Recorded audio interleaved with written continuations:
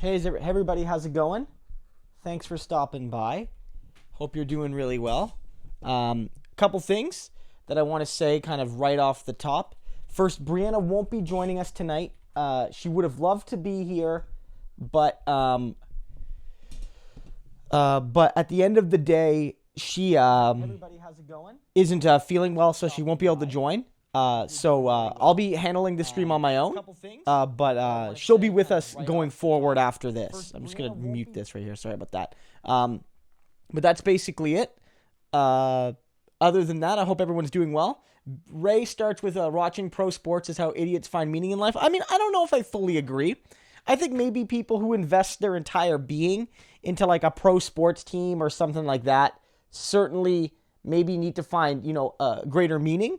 But pro sports is like any other form of pastime, whether it's music, whether it's gaming, whether it's, any kind of craft hobby.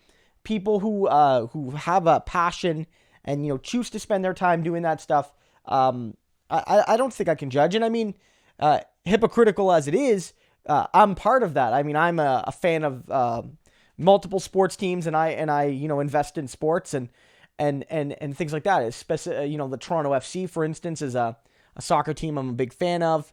So I don't know if I fully agree. I certainly think there are elements of sports culture, both on the playing side and the fan side, that are often rooted in, misogyny, that are rooted in, nationalism, that have troubling tendencies. But I don't know if they're inherent to the sporting fan community, I guess would be my perspective. Robin says, I hope you feel better soon, Brianna. I'll let her know. I'll let her know that you guys all, get sent well wishes and that she feels good. Hi, Comrade Internet. Trev, great to see you.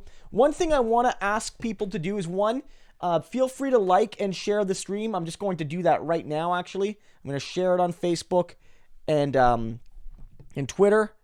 One thing that I have started since the last live stream was talking on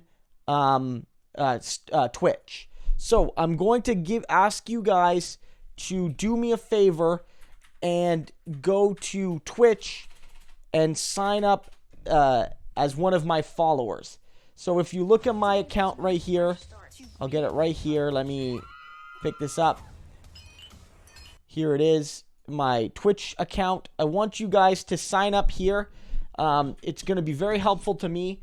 YouTube is a great place, and it's where most of my content is going to be, right?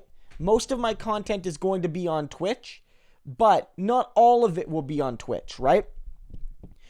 Or most of my content is going to be on YouTube, excuse me. But I want to do some of my streaming there. This Wednesday night weekly stream is going to be here and only here.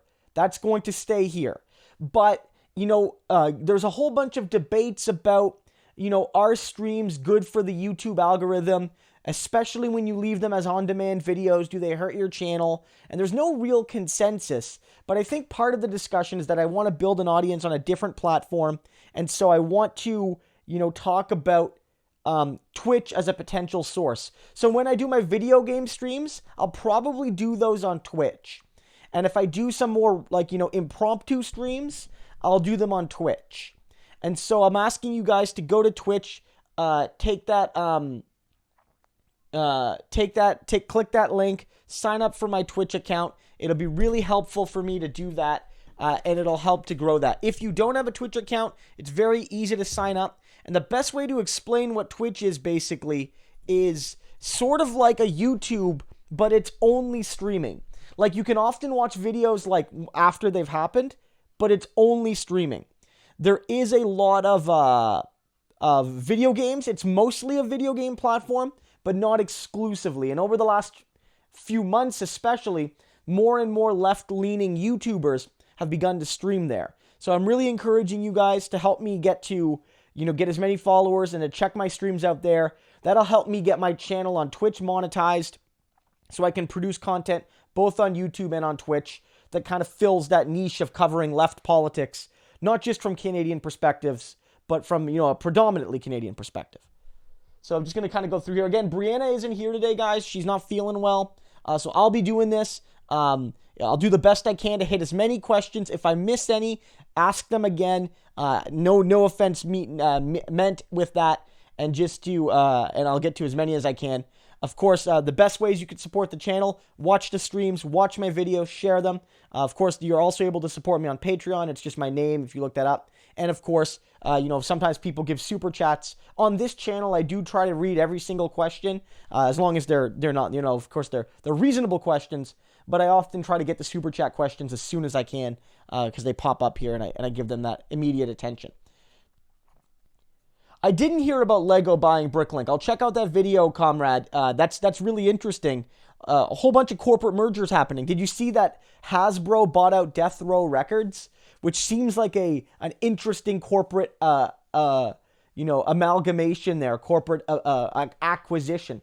But that's the world we live in. That's the world we live in. Vote Daddy says, "Hey Krista, how you doing tonight?" I'm doing really well. I hope you're doing well. The Raptors in the other tab. Yeah, I mean, the Raptors are having a good start to the season. The Raptors are having a great start to the season. They, they've been dealing with a few injuries, but they're still in a good position.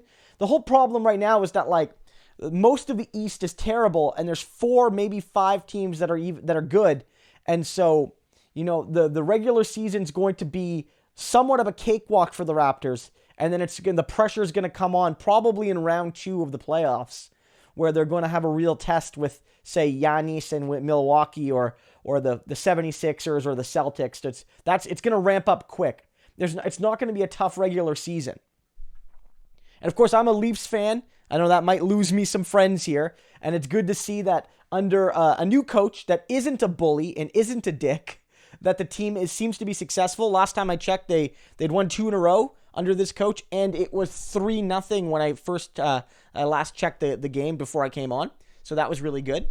Thanks, comrade, for following my Twitch. Actually, since I said that, I think at least, 5 of you have followed, which is great. The way Twitch works is it's similar to YouTube in terms of getting monetized. Basically, I need to have a minimum amount of average viewers on a stream, which I've done. I need to stream a minimum amount of times in a 1-month period, which I'm on pace for. And the follower goal is I need to get 50 followers. And so now I'm about 40. And so again, if you can follow me on Twitch, that'd be very much appreciated. Linda O'Leary. Kieran, great question. And also, shout out to Kieran.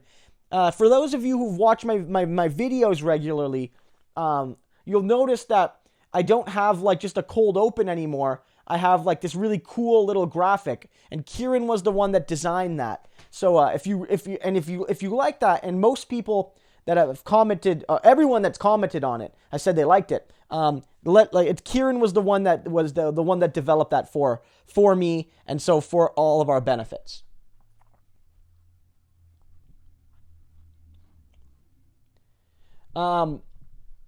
Linda O'Leary, I mean, I don't want to comment too deeply because, like, it's like an ongoing criminal investigation. So one, it's like, I'm not a lawyer. I'm not anybody's lawyer, but I'm not a lawyer at all. But it really does seem to, it's like a crazy story, isn't it? It's a crazy story. It's intertwined with, like, wealth and fame and privilege and scandal. And, Kevin O'Leary's going through his own scandals. He's continuing to deal with the whole, he's continuing to deal with the whole issue around his, campaign. When he ran for conservative leader, he amassed a huge debt, and then he never really paid it off. And you can't just pay it off on your own because that would be illegal fundraising. You need to actually pay it off organically, right? And, like, that's a really kind of key discussion that didn't happen.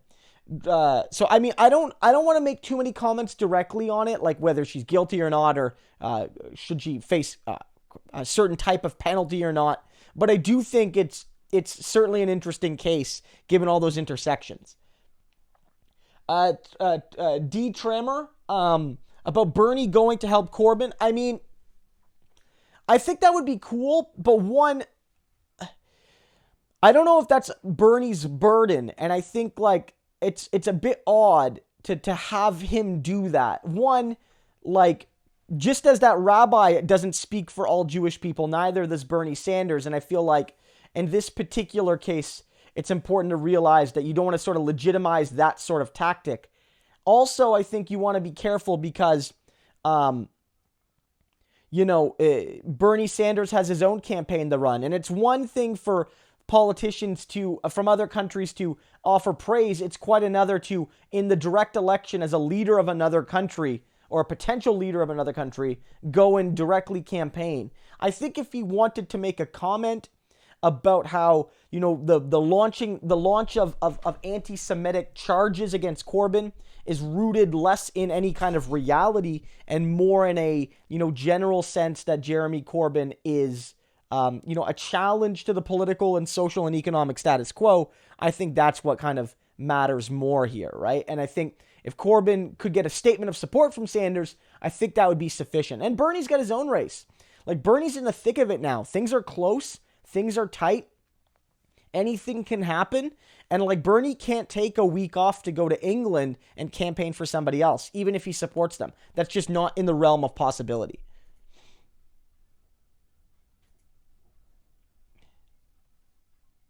A Leafs fan and an NDPer. The Leafs are the Canada's team, or at least historically were, outside of French Canada, and the NDP for a long time had no success in French Canada. So I think, like, if you go back to the original 6 days, the NDPers would be most likely to be Leaf fans. Justin, I do read Jacobin, but like the website. I don't actually read the magazine. I'm not a subscriber. Not that I don't want to be. It's just not something I've ever done. But I do generally enjoy it. Luke Savage is a writer I'm a big fan of. He's sort of we're kind of like acquaintances, I guess you might say. We've done some work together and he's been on the channel, and he's a great writer, and their coverage is really good. I feel Jacobin hits the right notes with regard to most left political issues. But I'm not a subscriber as of yet.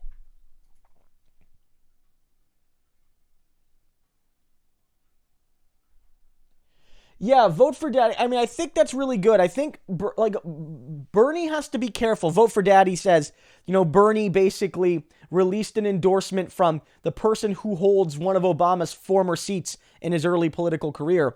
And I think that, it's really key for Bernie to use this without look like he's using it, because he has to be sure that, he's not seen as attacking Obama, even though Obama deserves it. So for those who don't know the story, basically Obama came out. I talked about this in one of my videos yesterday. Obama basically, there's a rumor that comes out saying he's going to be neutral in this race unless Bernie Sanders starts to look like he's going to win, in which case he's going to help form an anti-Bernie movement to save the party from the Democratic Socialist, and on and on and on. And of course, a lot of people reacted to this, suggesting that this shows Obama's status quo politics, shows how he's really a right-winger, all of which is true, I feel. All of which is true. And then a lot of people were like, well, Bernie should come out and directly attack Obama. But I'm like, I don't think that works. I think it's up to us to kind of point this out. But Obama is still held in high regard. So I think Bernie has to play this very carefully. And I think he probably will, by not directly attacking Obama, but by having his surrogates, having his allies sort of do it for him. I think that's got to be the best way to approach this.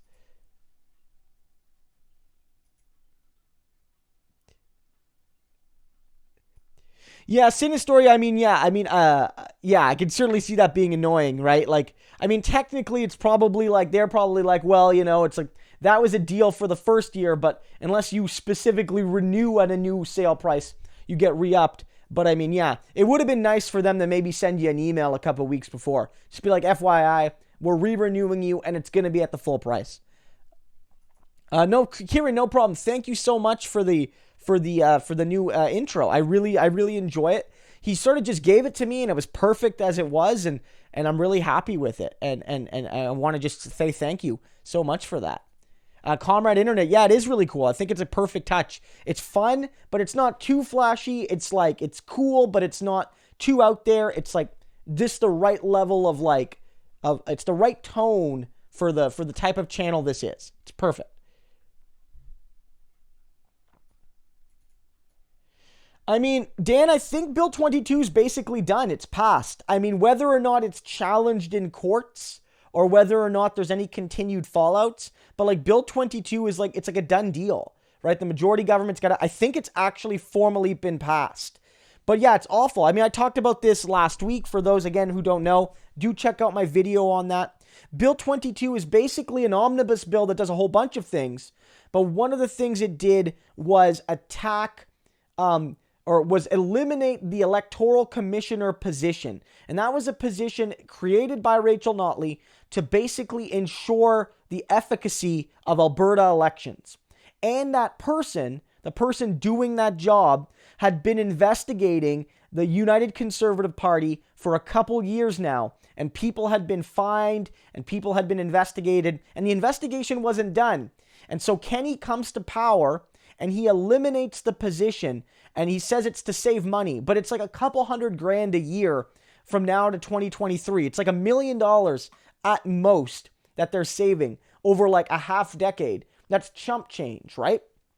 And so it's very clearly an attempt to defeat a man, or to eliminate a position that was investigating your party. And again, Rachel Notley was right. And I've been critical of Rachel Notley on these streams for her like failure to support the federal party and all of that. But like, she was 100% right in how she handled this. Like, she said, like, this is like if Justin Trudeau fired the ethics minister, or the ethics commissioner, in the middle of the SNC scandal. Like, if during that, right in the middle, he fired that person, and then it would be like, you know, this whole situation where, you know, the whole case would be totally out of whack, and there would be no sense of justice. Even if Trudeau did nothing, we'd never know, because the investigation would never actually be able to go to its logical conclusion. And that's what we're seeing here in some ways in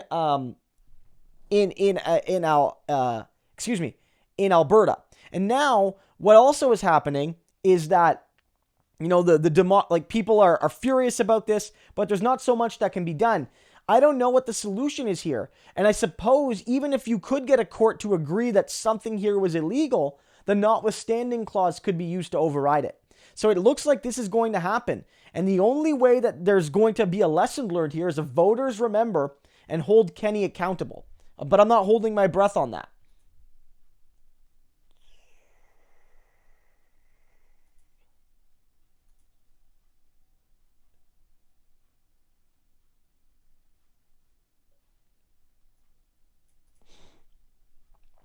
Pills Bandy, that's a good question about the current candidates that are in the Senate right now in impeachment.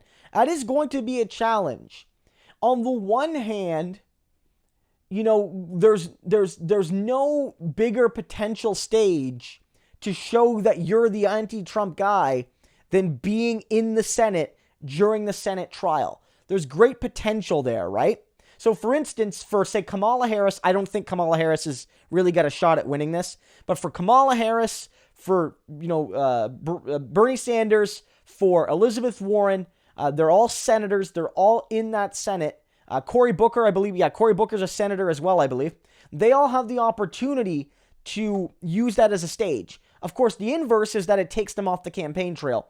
And so I'm not sure, like, if it's good, if it's bad, but either way, it has the potential to be a magnifying glass that even the primary campaign doesn't get, right? So I would say that you'd want the option, certainly. And it's like, the question is, well, it depends who he's competing with. If he's competing with Joe Biden, maybe it does give Joe Biden an advantage. Because Joe Biden, of course, holds no formal position right now. He's just, you know, Joe Biden. And there's Mayor Pete, who's not in the Senate, obviously, who obviously could, you know, use that time to gain on his opponents. But it could also be said that, like, if these people are seen as attacking the senators holding Trump to account in Washington, that could look bad as well. So I can't really predict how the Senate impeachment trial will affect the individual chances of the senators currently on campaigning for president.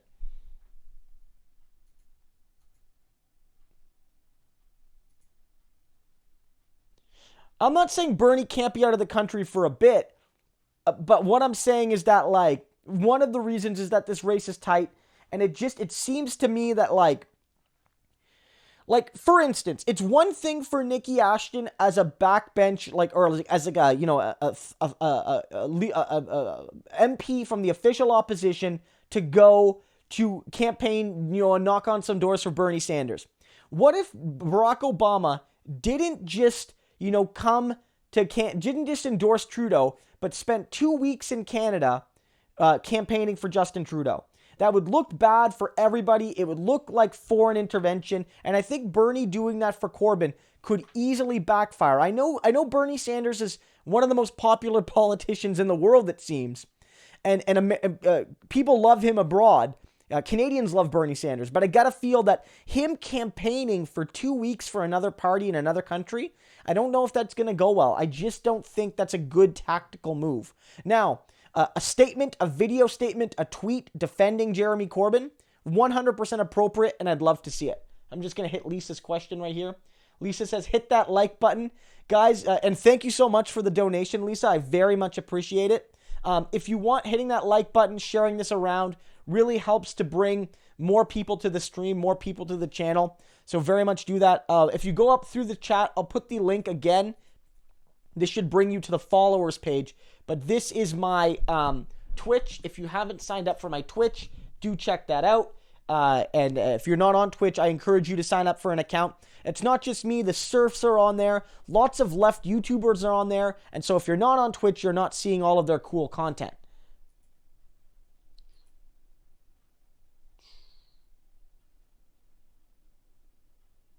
Okay.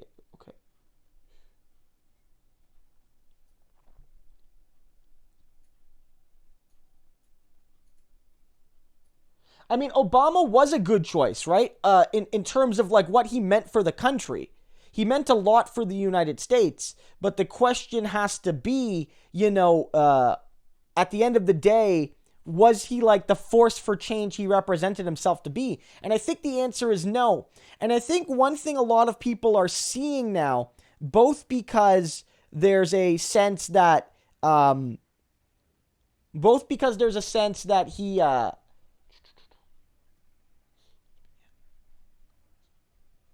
excuse me, both because there's a sense that, let me get to the question here, where is it? That he was kind of controlled, but also because he was facing these real big challenges, that somehow Barack Obama was, a target of the right wing and couldn't succeed because of that. And I don't agree, right?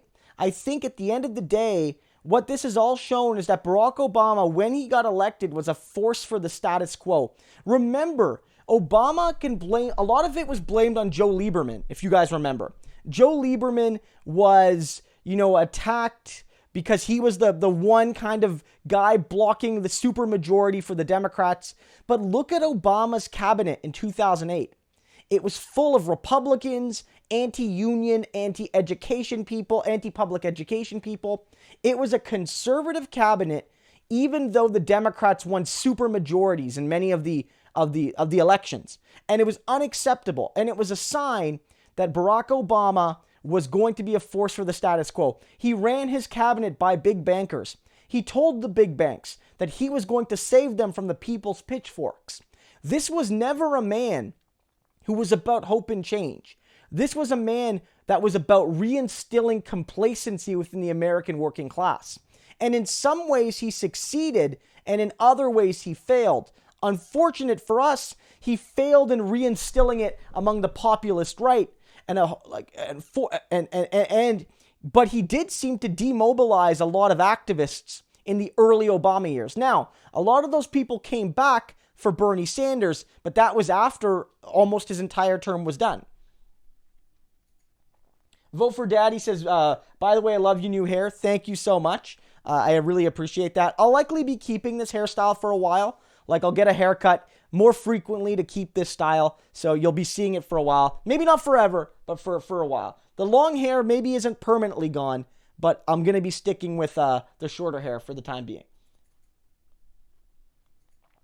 Yeah, Iowa caucus is only 2 months out. That's a great point. And then New Hampshire's right after that, and South Carolina and Nevada are all really close. And those races are really tight. Bernie Sanders has seen a surge in his polling numbers in those 4 states, but nothing's guaranteed. This really is going to be a razor thin election. I really do believe that. At least early on. You might see someone or a couple people pull away after those first 4 or 5 primaries. But I do think that, Bernie Sanders, Joe Biden, Elizabeth Warren, and maybe Pete Buttigieg all have a real shot at winning this. Yes, go Jeremy Corbyn indeed.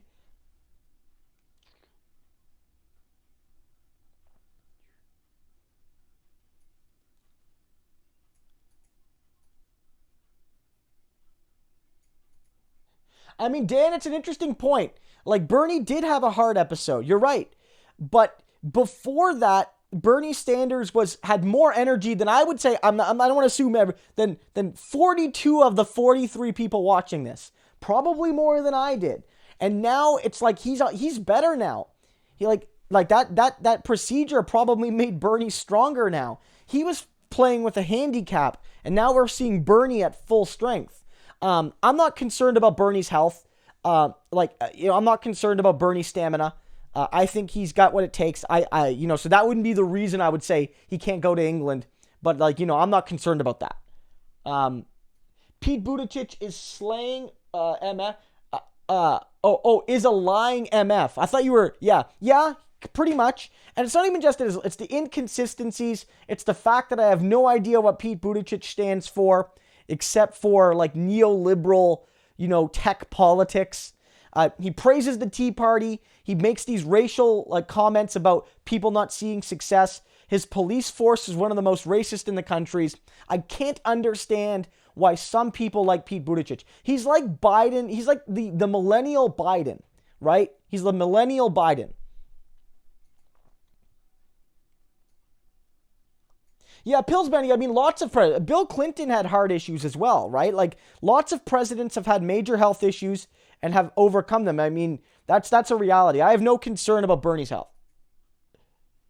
Yeah, Pig Puncher there's a whole bunch of great Twitch accounts. Whole bunch of great ones. If you check, you might be able to see who I follow, some of the channels I auto-host. There's the Surfs, there's Canadian Populist Left. Again, people like David Dole and stuff, they're not on Twitch as much, but they are on Twitch too, and there's a whole bunch of great ones. Mr. Osman Youssef, big fan of your work. Thank you, Osman. Thank you so much, and for the super chat as well. I very much appreciate that. Ted, I don't know, Ted makes I don't know, what do you guys think about Bernie's vice president? We've talked about this on other venues before, but Bernie's vice president pick is going to be important because, fair or not, I do think some people are going to say this man is older. He doesn't have the ability to hack it. And so more than other candidates, they might expect him to make a very, very careful pick with his VP. Whereas for Obama was in his 40s when he won. He picked an older vice president, and it didn't really matter because, Obama's a healthy guy, right? He's a young, healthy guy. I think Bernie Sanders will pick a woman, and that person might be racialized, and the person will likely not be from the Northeast, right? He's not going to pick Elizabeth Warren because she's older. She is a woman, but she's a white woman, and she's also from the New England area. I think you might see him pick someone like a black woman from the South. I don't think he's going to pick Tulsi. Tulsi, I've had my criticisms of her. I've also said good things about her from time to time. She's too controversial. She's got too many controversial views, and the campaign would quickly become less about Bernie Sanders and more about her controversial views. And one thing, you do want a good VP, but you don't want a VP that's gonna that makes their own news. That doesn't look good. You want a VP that's seen as credible and competent and shares your vision and can help you in certain demographics you struggle with. And see, Hawaii's a deep blue state. I don't know if that's the way to go. I think picking a black woman from the South, like Stacey Abrams, hypothetically, I don't have any inside info, might be where he goes. I don't think he's going to pick Tulsi. I don't. Like, Tulsi doesn't support Medicare for all, right? She doesn't support Medicare for all. And so, like, that's a big barrier. Tulsi's position on Medicare for all is the Pete Buttigieg one, right? And that's unacceptable to me. So even if you are going to go just on ideology, Tulsi is not left enough for me to serve as Bernie's vice president. And I have major, major, major concerns about Tulsi's championing of LGBTQ rights. I don't trust her. I don't trust her with regards to her support of Hindu nationalism. I don't trust her. She hasn't talked about wealth taxes. She hasn't talked about massive challenges to the economic elite. I don't trust her. And yes, she did a great job destroying Kamala Harris, and she did a great job destroying Pete Buttigieg on stage in the last couple debates. But when given the opportunity, she didn't go at Joe Biden, who's like the worst of all of them in terms of having like bad things in his record. Why is she not going after Joe Biden? You know what I think, guys? I think Tulsi Gabbard is more ideologically, connected to Joe Biden than Bernie Sanders, and Tulsi might want to be Joe Biden's vice president and not Bernie Sanders' vice president. I think that's a potential. I don't think he'll pick her because, again, she's too controversial, but I think that Tulsi is far more conservative than we give her credit for, and the occasional correct position she takes on foreign affairs is not enough for me. Is not enough.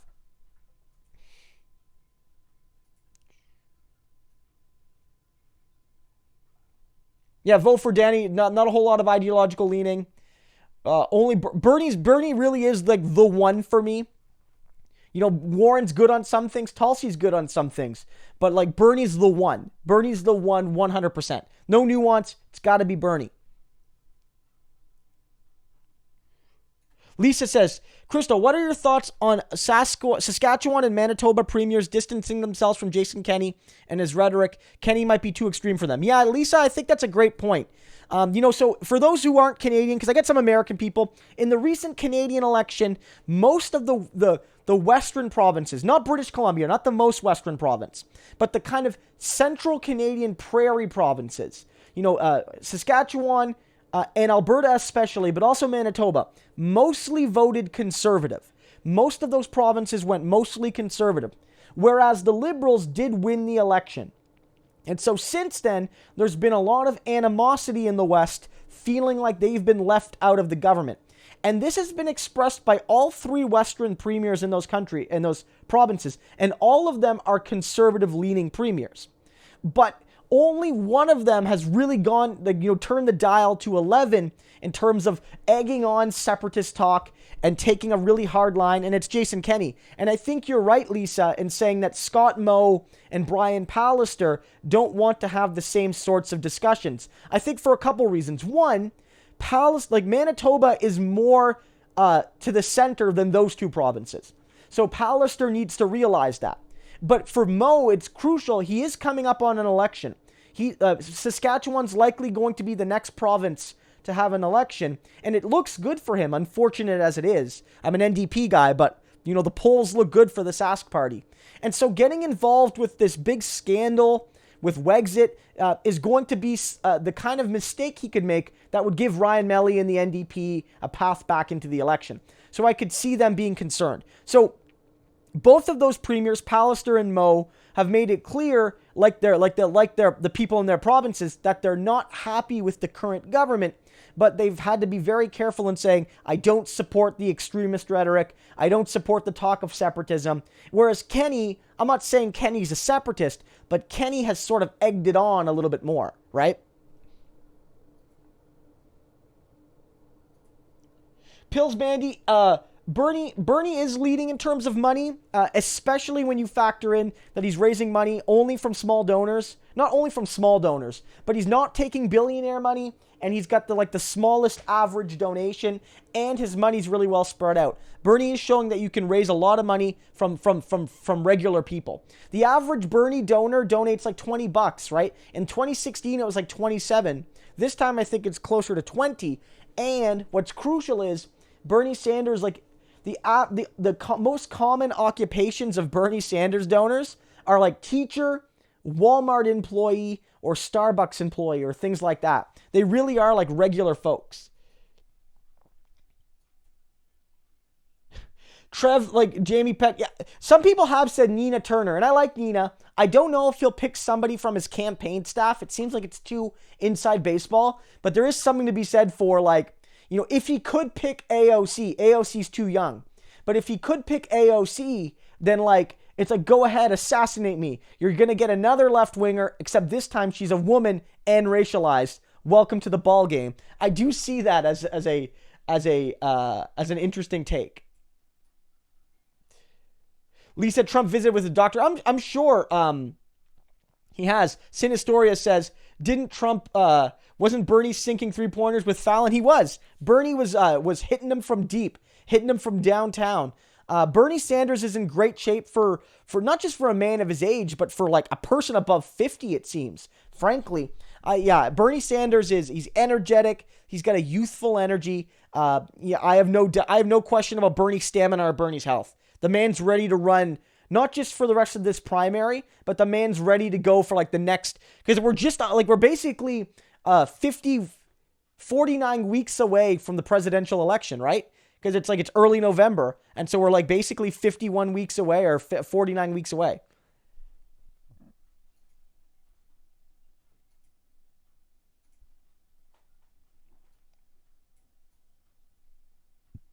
Like Bernie, for instance, is the only one right now, Shane confirms this, that's leading, and he's actually challenging Trump in total amounts of donors, which is really impressive because don't forget, Trump's not running against anybody. Like, technically, there's a couple people that maybe are like challenging him in primaries, but Trump's literally going to get like 99% support. Trump's got no opponents. So, like, for Bernie to have as many donors as Trump, even though Bernie has to split the Democratic donor base more than a dozen ways, is astounding. It's astounding how many people have given money to Bernie Sanders.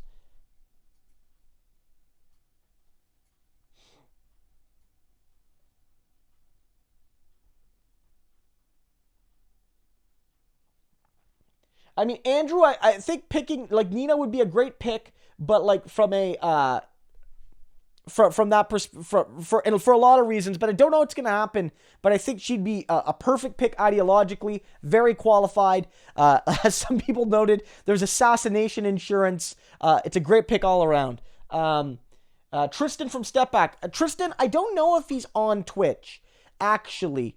Him and I have done Twitch events with David Dole and with the Surfs together, but I don't know if he has his own Twitch. I'm new to Twitch, kind of both as a user and as a creator, so I don't know if Tristan is on there. Maybe I can ask him on social media. I can ask him on Twitter, or check his Step Back page and go to his like about. It might have links to a Twitch. And if he does, let me know in the comments. And let us know, and that way we can maybe go give him a few subs.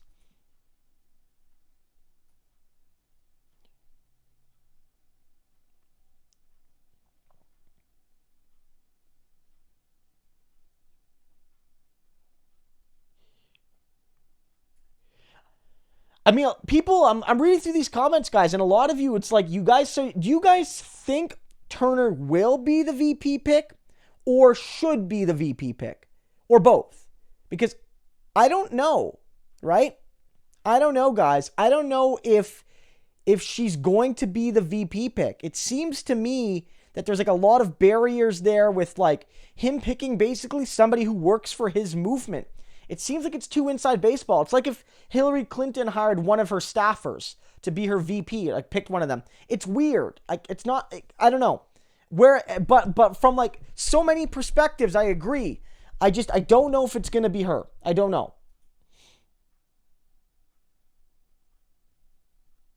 Yeah, Warren can't be his VP, right? One, there are ideological issues there. Even though Warren is probably one of the more left-wing senators, although that bar is very low, Warren doesn't work as a VP. She doesn't work. She's also in her 70s, so people who are worried about an old president are going to want somebody ideally under 50, but certainly under 60. They're also probably not going to want two white people running. I know Bernie Sanders is Jewish, and that diversity matters, but it's less visible. But more crucially, I don't think they're going to want somebody from the Northeast. Somebody from Vermont and Massachusetts. I don't know if that's going to play well in terms of the vote. I think you're going to want to pick people from a diversity of states. So you're going to want somebody from the South or the West or the Midwest, but not from the New England area. That's my view. Especially another liberal New York state like Massachusetts.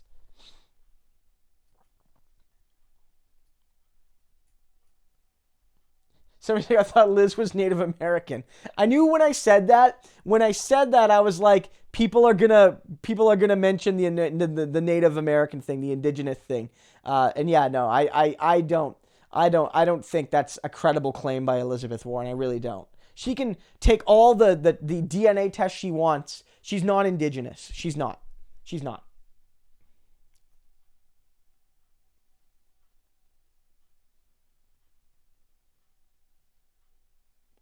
Andrew, I don't know. Maybe I need some more nuance on Tulsi there, but Tulsi until fairly recently has had complicated issues with the LGBTQ community, and I don't know if I can fully trust her. Like, Obama evolved on the issue. So did Hillary Clinton. And I don't trust them because they evolved because the polling shifted. But what if the polling shifted against LGBTQ people? Would they devolve? Bernie Sanders has been pro-LGBT back when being gay was literally a crime. At least or certain things gay people did were literally crimes. Like literally. Bernie still stood with gay people. I have no doubt Bernie has the receipts of a solid progressivism that Tulsi Gabbard just doesn't have. I just don't trust her.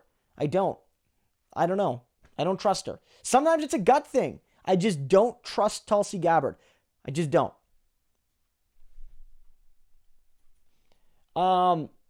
Okay, this is now we're getting into the serious questions here. So I'm trying to keep up as much as I can. So be patient with the questions. It takes a little bit longer without Brianna here tonight because she's sick. For those who just joined, Brianna's not with us tonight because she's feeling under the weather. She says she misses you all very much and that she'll be here next week. But we got a serious question here by FPS. Basically N64 or SNES, or can you really choose? This is a big question. There's a whole bunch of factors here, guys, about this. And I think this might tear the community apart. But I think that in terms of innovation, there's a lot positive to be said about the N64. And some of the best games on the N64 really are phenomenal. Specifically like Mario 64 and Ocarina of Time / Majora's Mask. Those games are masterpieces. Even still today, they sort of hold up. But on the whole, the N64 was too inconsistent and was too choppy. And the Nintendo, a lot of first-party Nintendo games were good, but a lot of developers did not really have a sense for how to go in the 3D mode yet. And the N64, in some cases, lacked some of the power to do some really cool things. So that system was very cool at the time. But let's be 100% real. I'll ask you another question, and this is where my answer goes to, that I think the SNES is the better system, is taking a random game from either system today. You plug it in or you put it on an emulator. What's going to give you the better gaming experience? And I honestly think the SNES will give you a better experience because that sprite technology has aged way better. The artistic style, the graphical capabilities on the SNES are way better. So yes, while a game like Mario 64 or Ocarina of Time is still very playable, go try playing GoldenEye. Go try playing that. Like honestly, it's unplayable in the original state. Whereas there are tons of great games on the SNES, which while technically are less powerful than what you see on the N64, are nonetheless, I think, more durable. So the SNES is the better system, and it had more games, and it had a longer life, and it had a more diversity of games. And it was kind of existed before the rise of before a lot of genres are carved out. So for instance, the N64 was really weak on certain genres of games because the PlayStation came in and started doing them. So for instance, you couldn't get Final Fantasy 7, 8, or 9 on the N64. And so you lost a lot of game opportunities with the rise of PlayStation. Whereas the SNES, I think, had a better selection of games across publishers. So SNES is better.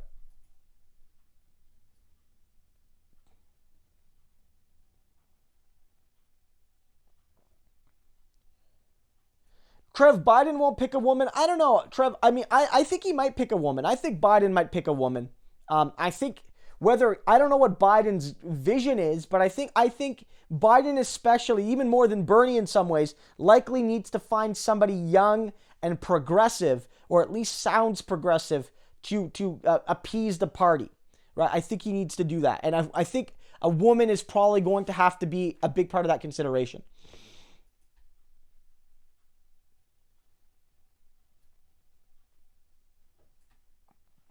Yeah, Sinistoria makes a great point here, guys. Sinistoria says,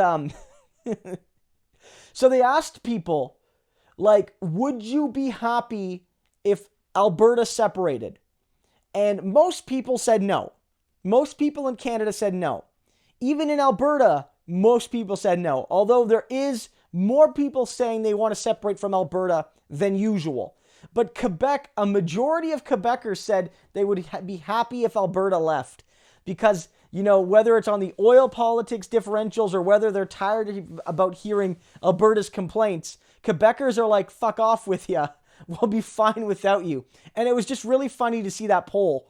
Because like 2/3 of Canadians were basically like, we want them to stay. We love you, Alberta. And Quebec was like 55-45. Get the hell out. It was a really funny poll. It's just one poll. I don't know how serious you could take it, but it was really funny data that the province that wants, the people that want Alberta to leave the most are not Albertans, but Quebecers.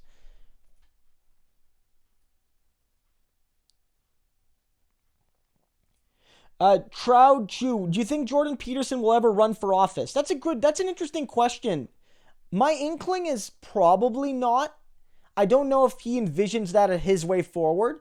I think that he has a niche right now in his current like role as a public intellectual, whatever you want to call it. But interesting, I don't know if you guys know this. This has been known for a little bit, but Jordan Peterson, when he was a teenager, was actually an NDPer out west and tried to run to be on the Alberta NDP executive back in the I believe the 70s. So Jordan Peterson in a different timeline, you know, maybe would have become an NDP guy. I don't know where he went wrong, but Jordan Peterson was an NDPer in his youth. If you guys want, send me a note. I can find you like the clipping of him as like a teenager. They had like a newspaper report on him, like this young man who wanted to run for office. So maybe that's still in him, but I'm not sure.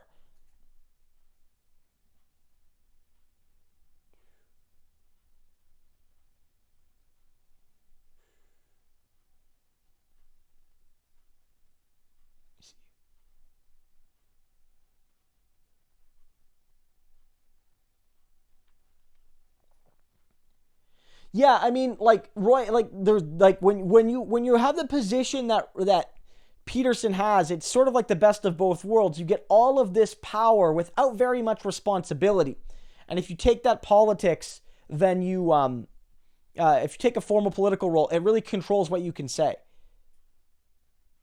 Like especially if like you're like just like you're not the leader of a party. If he becomes like a backbencher, then he's going to be subject to party discipline, and I just don't think that's for him. Yeah, no, to clarify, you need to be 35 to run for president, which is why like AOC couldn't be Bernie's VP pick, because she can't be president yet because she's not going to be 35 until after this cycle is done. She's still too young.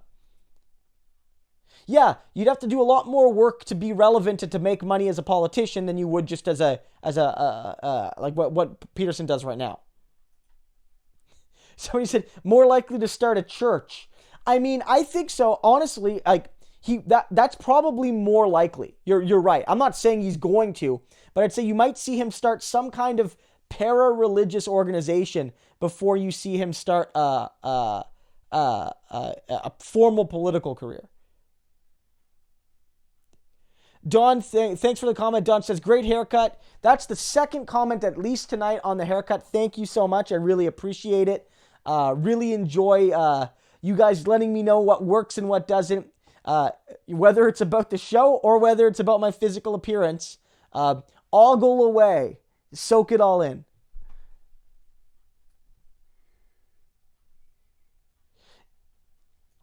Yeah, and like Pills Bandy says, Peterson's got anxiety, and I don't want to suggest that people with anxiety issues can't or shouldn't be politicians, but it is a stressful job, and if you're stressed already in your life, adding politics to that probably isn't a good move. Yeah, Trev, I mean, you're right. Bernie Sanders is beating Trump amongst military. That's incredible. You're right. It's incredible. One thing to note about Bernie, again, it's crucial, is that the polling doesn't always agree in every case. But pretty much every poll I've seen has shown that Bernie Sanders beats Trump. And some of the polls indicate that only Bernie Sanders beats Trump. Biden doesn't beat him, Warren doesn't beat him, Buttigieg doesn't beat him. And in some cases, Bernie Sanders is beating Trump in red states. This all goes to show that this whole electability narrative is a false one put forward by the neoliberals, because Bernie is the most electable. Out of all these people, Bernie Sanders is the most electable, the most likely to break down the barriers a lot of red state working class people have to voting Democrat, because Bernie Sanders explains to them why it's in their interest to do so in a language that they haven't heard in generations. It's also the case that Bernie Sanders, more than most, I feel, will electrify and energize the people that don't vote, either at all or infrequently. And the Democrats need those people to win, or to come out if they want to win a close election. The Republicans benefit from low turnout. The Democrats need higher turnout. And Hillary Clinton couldn't get the young people to Pokemon Go to the polls. And I think that Bernie Sanders will have a much greater chance at energizing people, both because he's an exciting guy, I feel, and two, because his ideas are worth getting out and voting for.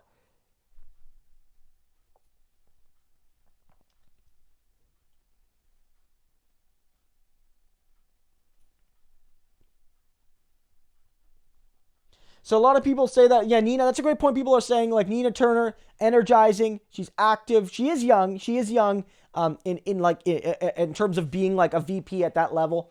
And as somebody noted, she's from a swing state. That could be very helpful. All of those things could be very helpful. I'm not saying it's not going to happen. I'm just saying, like, I don't know if it's the move, right? I don't know if that's the move. But let's just say this. Let's hope that we're having this debate a few months from now, because that means that Bernie Sanders is on his way to becoming the nominee. And if we can have a debate about who his VP pick should be, it means that we're winning. I mean, Ted, you're right about Bernie. Like, this applies to any politician. Bernie Sanders, probably because he's a bit older, but not just because of that, realizes that this isn't just about him. That the struggles that he's fighting against, like the enemies he's fighting and the causes he's championing, aren't going to be solved even after 8 years of a Bernie Sanders presidency. And that he needs to build a movement and needs to find allies in the Congress, in the Senate, in city councils, in the state houses. And we've been seeing that, right? There's AOC, the Squad is there. There's Lee Carter in Virginia.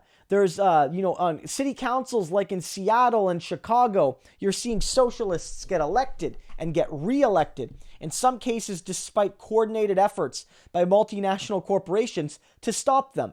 These are the people that will carry on the torch, whether Bernie wins or loses, and however long Bernie lives. I hope we have Bernie with us for, 40 more years, and Bernie Sanders ends up being one of the world's oldest men.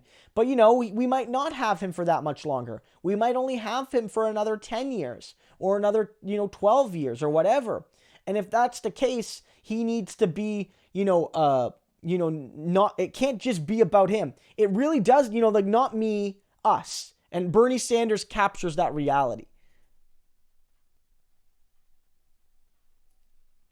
Somebody's saying Beto. I don't know if Beto would work particularly, But like, yeah, somebody from Texas, honestly. If there is somebody from Texas that could fit the bill, that might be a good pick. I don't know. Like if you're doing the history. Then again, I could be wrong. And like Bernie's going to pick the best person he feels for the job, regardless of any of that. And that could work too. But I'm just talking historically. Normally you pick somebody who like represents demographically like what you don't.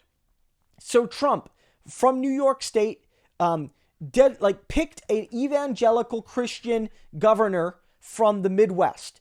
Doing that was crucial because Pence was a sign to the evangelicals and to the right-wing Christians that Trump really is our guy, right? Like he's not a Christian himself really in the way he acts, but like he will vote for it in our interests, and Pence is that signal. And by Trump having no political experience, picking an established governor with a long political record was seen as a stabilizing force. That was the whole reason why Kasich was being considered, because he was a governor from the Midwest, in that case, Ohio. So Bernie Sanders has to go, okay, what am I not? I'm not a woman. I'm not racialized. I'm not young. I'm from the North Atlantic coast, basically, or from the New England area.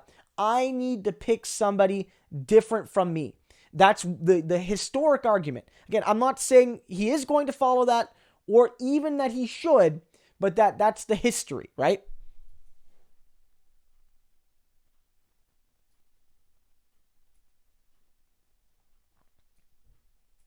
Oh yeah, Laurel, I don't think it's any surprise that Nancy Pelosi doesn't want Bernie Sanders, Barack Obama doesn't want Bernie Sanders, Michael Bloomberg, who's running to try to stop Bernie Sanders, even though by running I think he helps Bernie.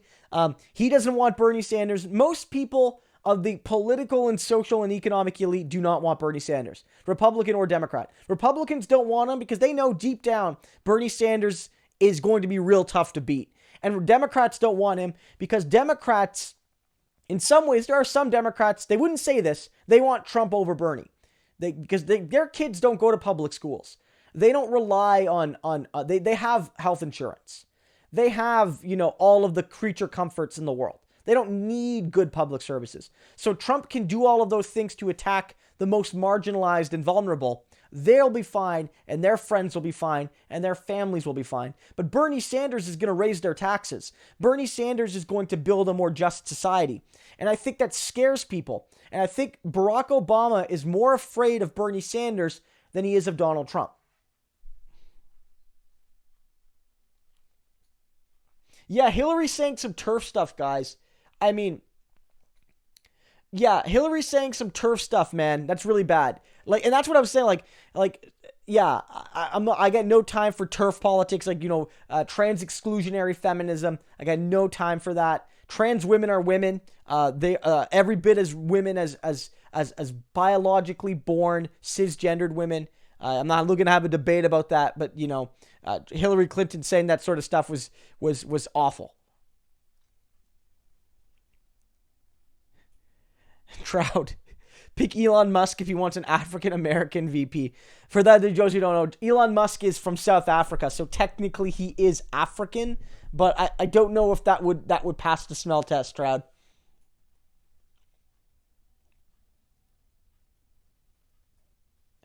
Analyzing blood, I mean, Rocket, I think you're right, but I think part of my issue is that, and maybe you're right, maybe it's not up for me to decide, but, you're right, it's not just blood quanta. It's not that I was saying, if she, because she doesn't have a sufficient amount of blood quanta, she's excluded. I was more trying to say, I guess, that Elizabeth Warren,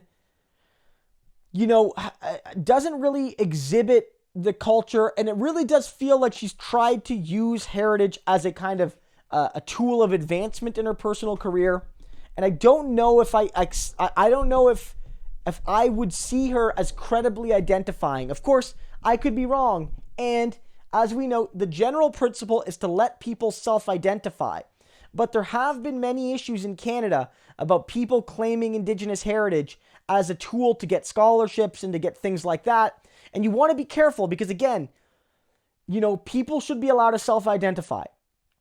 A lot of people have had their Indigenous heritage stolen from them by, colonialism. But on the other hand, it's like some people are clearly doing it for cynical reasons. And I don't know which one Warren is, but I don't know if I could credibly see her as living any sort of indigenous lived experience or Native American lived experience. Where is Smokey? Smokey's around here somewhere. He's actually sleeping on the couch. If he wakes up later, I'll go and get him, but I'm not going to wake him up. He's resting. SNES has an amazing RPG library, 100% comrade, and that's something that the 64 didn't have, right? And so, like, if you like RPGs, 64 was largely dead to you.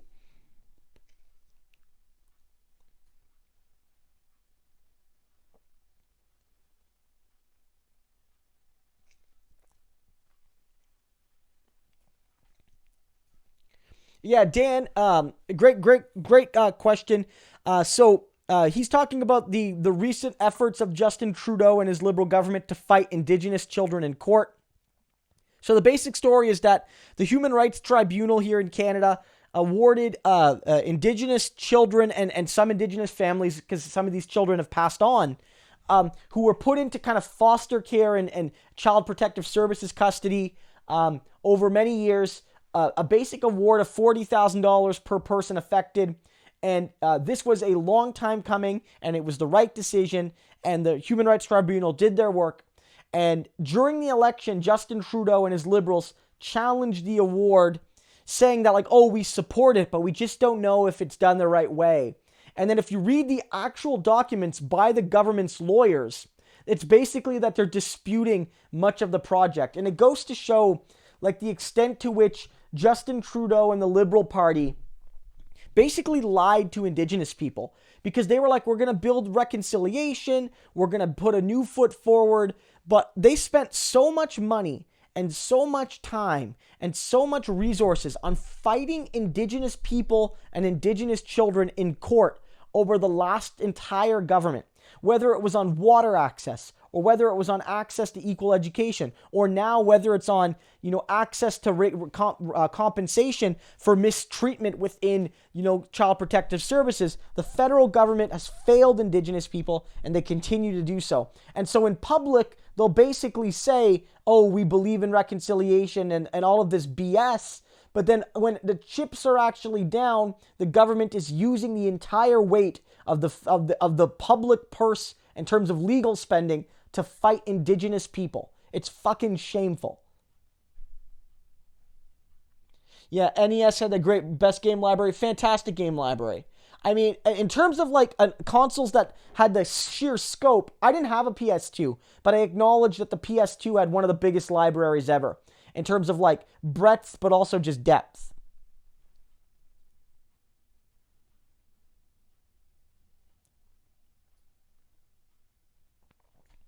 Rocket, I mean, I think this is an interesting discussion because people really do seem to have a debate here about Warren. Look, for me, at the end of the day, I was never one of these people that thought that she should have been fully disqualified for what she did there, what she talked about in that moment. I don't believe that.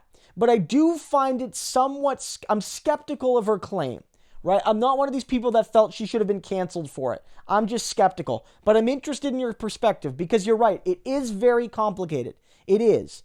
And I don't want to, suggest Warren is an evil person, but I'm also cognizant of how many people in similar situations have taken advantage of checking a box to advance themselves without having those meaningful cultural connections to a community, and in so doing, potentially taking away opportunities from people who are more meaningfully connected to a First Nations / Native American community. I'm worried about that kind of culture. Just as a reminder for people who have just joined, a couple things. One, please do me a favor and sign up for Twitch if you haven't. If you have signed up for Twitch, please follow my Twitch account. I just dropped a link in the descriptions. I very much appreciate that. Also, if you're new here, click like on this stream. It helps for more people to see it. Also, click the subscribe button if you're new. And if you're already subscribed, click the bell. When you click the bell, you'll get a notification every time I post a video. and that means that you'll be among the first to see it, which is pretty cool. And those early views help to determine the success of the video. So clicking that bell really helps.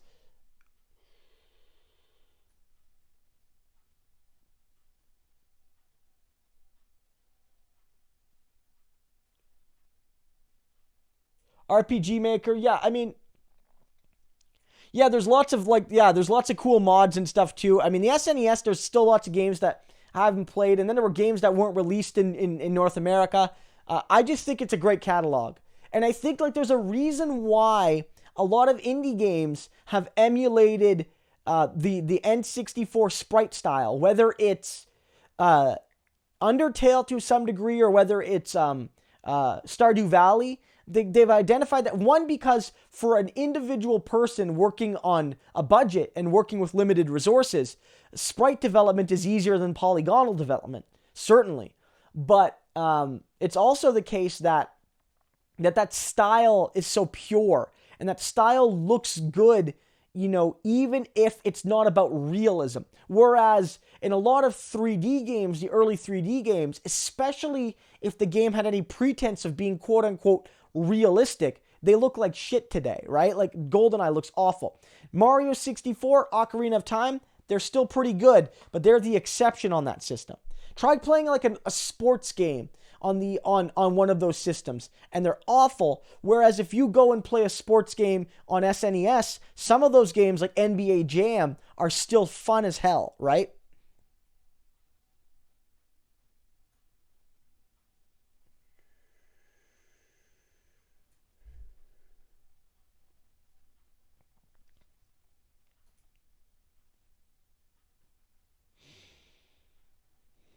Sinistoria, I didn't know that. Sinistoria says Jordan Peterson's school librarian or something was Rachel Notley's mom. That wouldn't surprise me. I mean, if you're from Alberta, it's not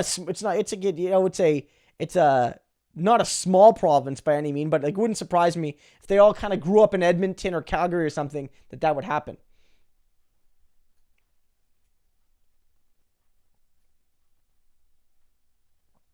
A says, hi, Christo. Hi, how you doing? Great to see ya. Thanks for stopping by. I know I'm a little bit behind the questions here, but again, without Brianna here, because Brianna's not feeling well, it takes me a little bit more time, but I like getting to as many questions and comments as I can, so bear with me as I try to do that. I want everyone to feel included, what have you. Kyle Kalinske, I mean, that would be an interesting pick. I mean, I like Kyle. I like his content. Great YouTube channel. I don't know. I would say, like, you'd be more likely to see Kyle do what Senk is doing and running for office, like running for Congress, than being a VP pick. That's what I think. I'm not saying he couldn't be a VP or what have you. He has age issues and whatnot. But I'd say run for Congress, I think would be a much better pick. Yeah, Sinistoria, that was the headline. I won't be happy till I'm elected prime minister. I don't know if that's his goal now. I think Peterson sees his goal as influencing the politicians, through his work and influencing the next generation of people. And maybe he feels he can be more effective in that work.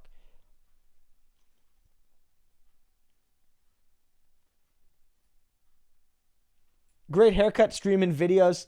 Thanks, guys, for seeing those. Although I do have to say, guys, that if you're just noticing the haircut now, where have you been for the last couple weeks? Go out and check those videos out that you missed, because I've had this haircut for a couple weeks now. Check those videos out. You might see some stuff you love, and you'll help the channel out. But I like that you like the haircut.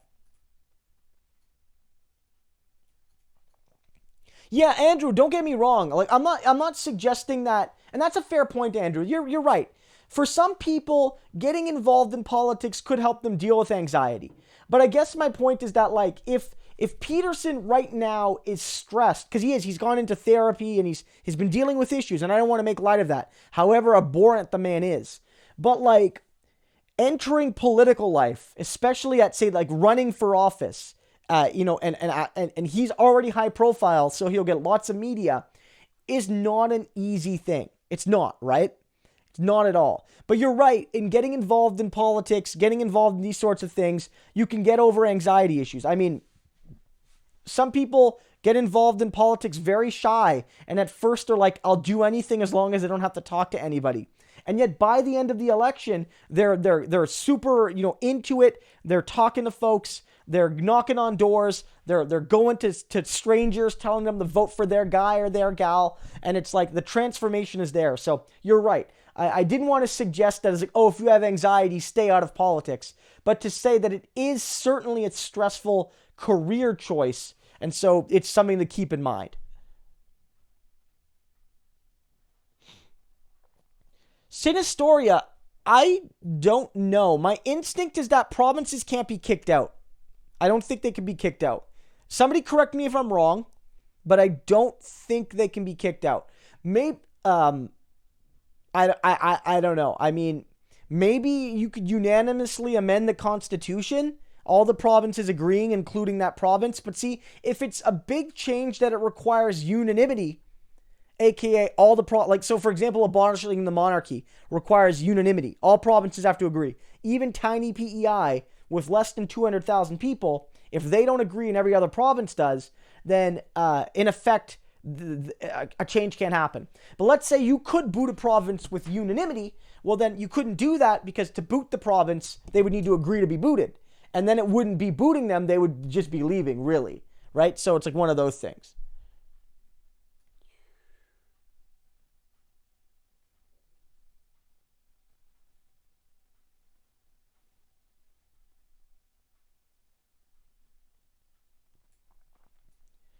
Raw, I mean, I'm not sure what we can do, honestly, in terms of trying to stop Doug Ford from basically just taking an ideological approach. Look, the way the Liberals did green energy was wrong.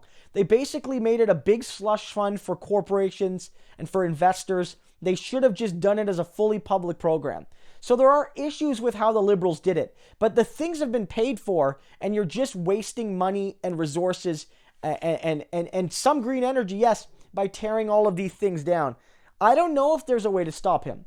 Like, you would have to make some sort of argument from a legal perspective that he's violating some kind of law or he's violating the Constitution or what have you. And I don't know if there's an argument there. In a majority government where he controls, the Queen's Park, and this is clearly under provincial jurisdiction, I don't think there's a way you can stop him, like, legally. The one way you could maybe is mass protests could convince him. Maybe if you can convince enough of his backbench MPPs that this is a bad move, and maybe there's a mini rebellion in his caucus, that could get him to change his mind. But if he wants to do it, he'll do it. It's unfortunate as it is, but like that's how our broken system works. You get 39-40% of the vote, and you effectively have total power for 4 or 5 years. Nina Turner is 51? Really? I didn't know that. Her energy just reads as somebody I thought she was like in her mid-40s or something. Yeah, it's cool. Yeah, I mean, but she's relatively young in terms, like, well, look at the 3 frontrunners for president for the Democrats. Like, Buttigieg is maybe edging his way in, but all 3 frontrunners are in their 70s, aren't they? Isn't Elizabeth Warren in her 70s, I believe?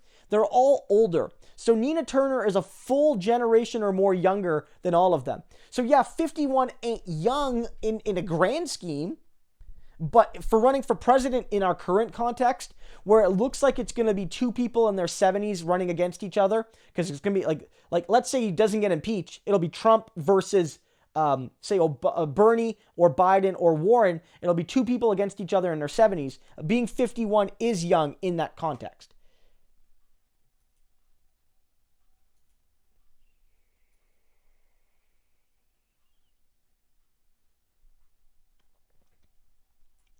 Rocket Rainier, you're right. Appearance isn't everything. There are some people who don't look, quote unquote, Indian or Indigenous or First Nations, whatever the terminology you want to use, Native American. But I think there are, like, again, it's a complicated issue. But I think you're right. If Warren didn't have those established connections that some of those white passing Indigenous people have had to their communities, and I think that's part of the challenge.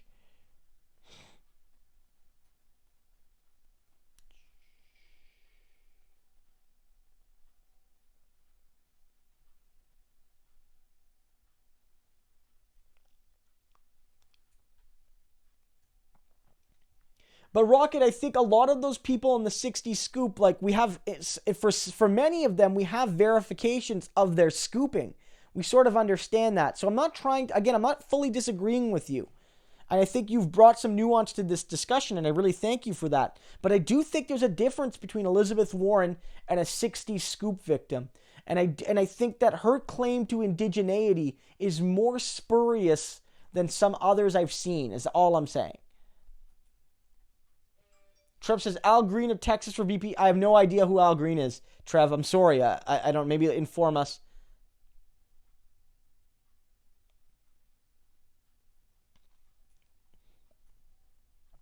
Yeah, A's, I mean, yeah. Obama still has that progressive image in Canada and in the United States.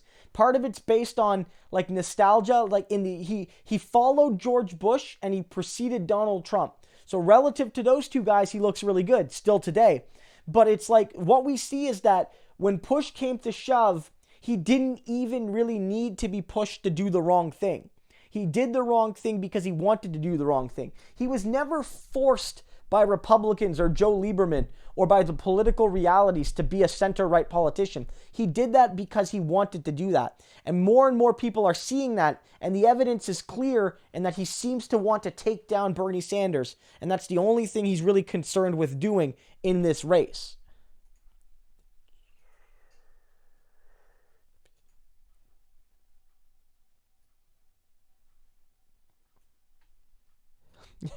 Andrew Skipsy, yeah, you mean, instead of calling them turfs, why don't we call them farts? I mean, one thing I've always found interesting is with turfs, and it's not really my place, to be critiquing feminist acronyms, but I always found, calling them radical feminists was sort of unfair because, like, I know tons of radical feminists, or left feminists, or radical socialist feminists, but they're not radical feminists in that they want to take away the rights of transgender people. So I always found that term there. So by calling them transphobes or by trying to take away the word radical from them, I think is a good way. Because there's nothing that makes you a radical feminist when you want to take away the rights of other women.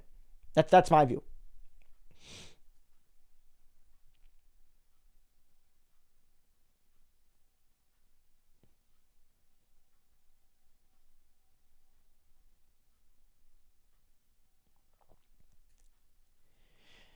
Yeah, see, Warren, I have a lot of, like Lee says that Warren's got questionable instincts. Her policies on foreign issues especially are weak. She's not this ideologically as consistent and strong as Bernie. I mean, I agree. I very much so. I think Bernie Sanders has the real, like, strength and consistency on domestic and foreign matters, and that's why I'm a big backer of him. Now, Warren, on many issues, is good. Her wealth tax is good. Her national child care program is good. Her plan to build a crown corporation. You guys don't call them crown corporations down there, but a public corporation to manufacture generic drugs is good. Warren's got, if Bernie didn't exist, we would not be criticizing Elizabeth Warren that much because we would not have the frame of reference. Warren has a lot of good stuff going, but she's missing too many pieces. And there's some really bad pieces that give me a lot of concern. I like her a lot, but she's no Bernie. She's no Bernie.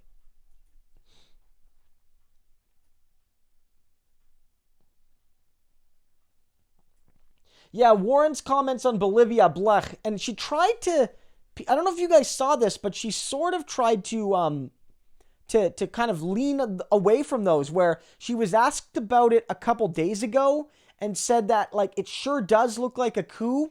So what does that mean? Does it mean that Elizabeth Warren, she's saying she made a mistake when she made her initial comments?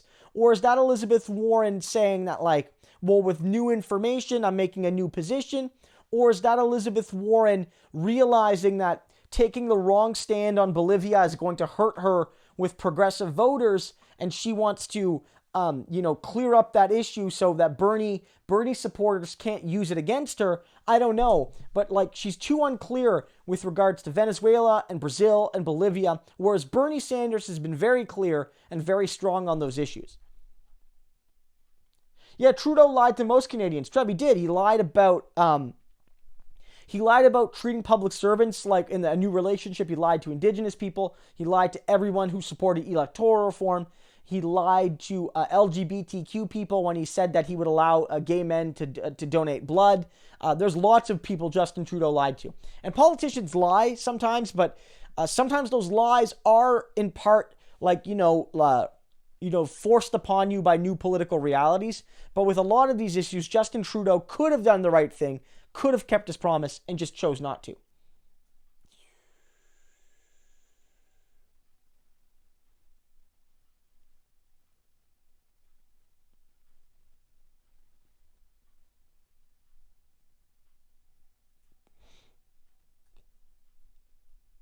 Travis, I mean, that's an interesting question. You say, what will come from this budget to pay the $3 billion to Indigenous people? Seems like a big bill. Wonder what will replace it on the budget. Here's the thing.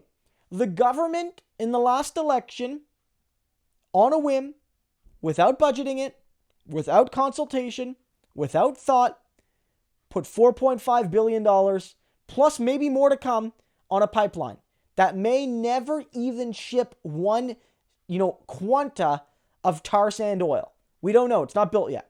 It might get done. I think it's going to get done, but it might not get done. The government spent all $5 billion or more dollars on that. And so this is what Jagmeet Singh was talking about during the federal election, that when it comes to the priorities of like white Canadians in the big cities, we get it done. We get it done. We don't talk about the costs, or if we do, we still get it done. And when it's Indigenous people with fundamental human rights like water or access to justice, we start to, drop the monocles worrying about the cost. And I think that if we can afford $4.5 billion for pipelines, then we can afford $3 billion for Indigenous justice. If we can afford dozens and dozens of millions of dollars on an ongoing basis in corporate subsidies, we can afford a one-time $3 billion payment to Indigenous people who have faced systemic injustice. The cost is not an issue. It's not an issue. They just need to find the goddamn money. Like, it doesn't matter where they get it from. They just get the money.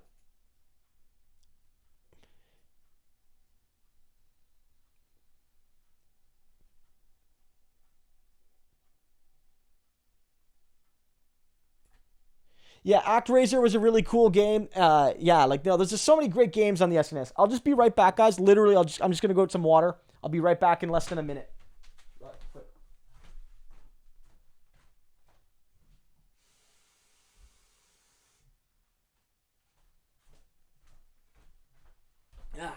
And I am back. Oh, one person left during that. Ah, geez, I lost somebody. Oh, they came back.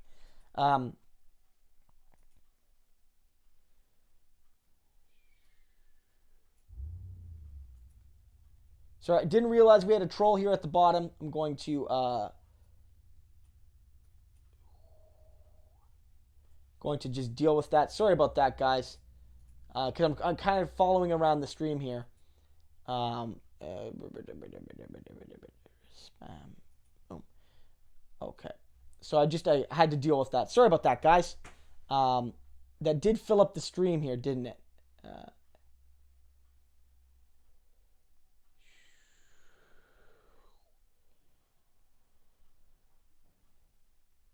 Okay, I'm just trying to find my place here again. There we go.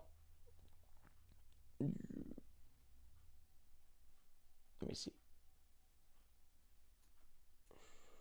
Yeah, I mean, some people have lied about heritages. And I mean, again, you want to be careful. Like, in the union world, when we talk about, like, equity groups, and there's, like, the 5 big equity groups. There's, like, women, Indigenous people, racialized people, people with disabilities, and LGBTQ, 2S people, right? And there's no official definition of what those things mean.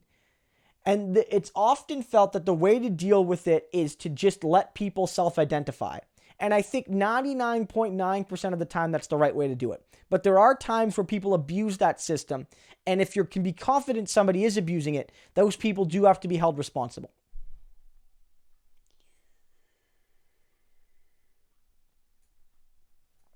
Yeah, SNES games to the GBA games are really true. I mean, for instance, Mother 3 was a great GBA game. That was the sequel to Earthbound, which was one of my favorite games of all time.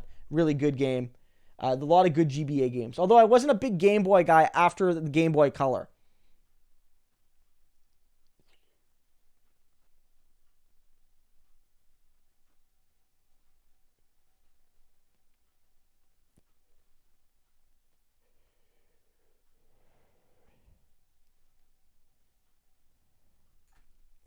I mean, CJ makes an interesting point.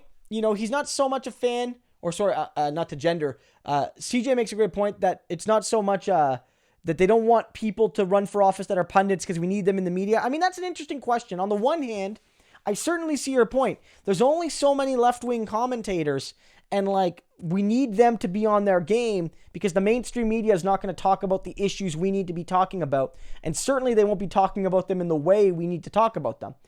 And so you're right, but on the other hand, people like Kyle Kalinske and people like people like have demonstrated track records of being effective communicators. And so those are people who can be great politicians. Being a good communicator isn't the only thing that being a politician is being about, but it's a big part of it. It might be one of the biggest parts of it. So I'm torn about that. It was great 2 weeks ago, and it's still great. I wasn't calling you out, but I was just making a little joke. But thank you so much. Wait, Jordan Peterson run for office? Not necessarily. People suggested that he might run for office, and when he was younger, CJ, he did hint that he wanted to be prime minister one day.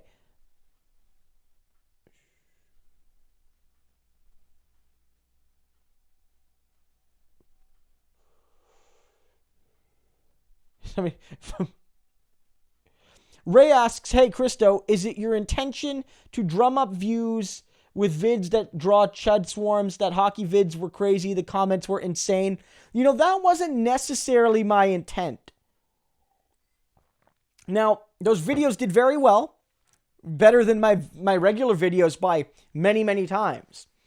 But that wasn't necessarily my intent. My intent was to talk about, on this channel, is to cover broadly issues that matter on the left. And most of the time, that's like electoral politics and economics. So we talk about Bernie, we talk about Jagmeet, we talk about the NDP, we'll talk about economic policies, we talk about labor issues. But every once in a while, politics and culture intersect. And when you talk about hockey in this country and like how hockey intertwines itself with a certain type of white nationalism, I think that's really important to talk about. And those videos were something that I felt I wanted to say, but didn't feel like, and felt like no one else was really saying it on YouTube at least. And I felt like it needed to be said. And I expected those videos to do better than normal because it was such a hot button issue, but I didn't expect them to blow up like they did and generate 25, 30,000, 15,000 views on various videos. Which, of course, as you guys know, I've had some big videos before, but I've never had like hit after hit after hit like that on this channel. So, I mean, if I could find ways to drive views like that, I will. But, of course, those comments were less than fun to read, and I'd rather eventually get to a point where I can have 25 to 30,000 views and not have it be a firestorm to achieve it. That's a great point. I do want to get some mods in the future. That's something that I'm really going to look into to doing. Maybe what I'll do next time is I'll make Brianna a mod when she's on her phone, and maybe I'll take a couple other people who are regulars and they can help me filter out these people. We would have caught this earlier, guys. It's just I don't want to lose my place, so I'm trying to read along here with these things. So I'm going to go back up just to check to see if that was happening here.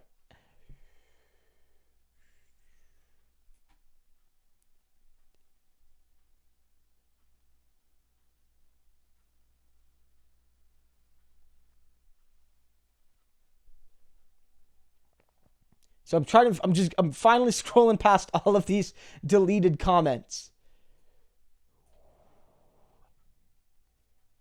Yeah, I mean, what I've done is I don't know if I have the option to ban them. I mean, what I did is I reported them. I've also put them on timeout and hid their messages, but I don't know if I can officially ban them.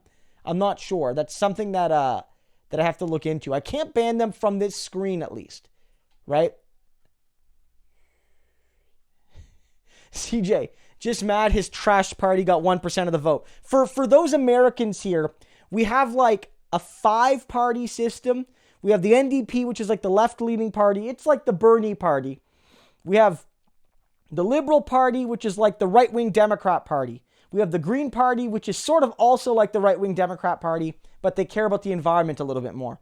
Then we have Conservatives, which are also right-wing Democrats, but also left, like centrist Republicans. And then we have this new party that's called the PPC that was like a right-wing, hyper-populist party. And they got so much attention in the media, and despite the fact that they were like basically irrelevant, and they ended up getting 1% of the vote, we all had to pretend like they mattered for this election. And this election proved that they're basically irrelevant. Their leader got defeated soundly in a riding he's held for a long time when he was a conservative.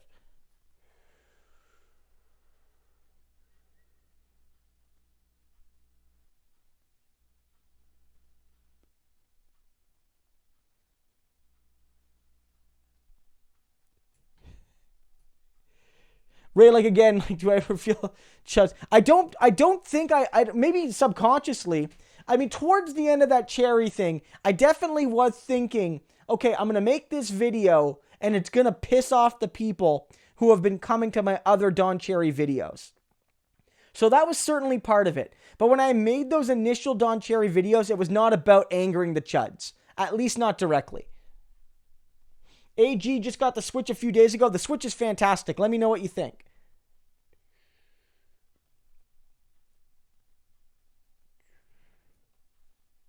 They might be. But Rocket, I mean, there was a whole bunch of other factors with Al Gore. There was the ballots being wrong. I mean, at the end of the day, I think, like, you know, Bernie Sanders has been used to the establishment trying to hold him down.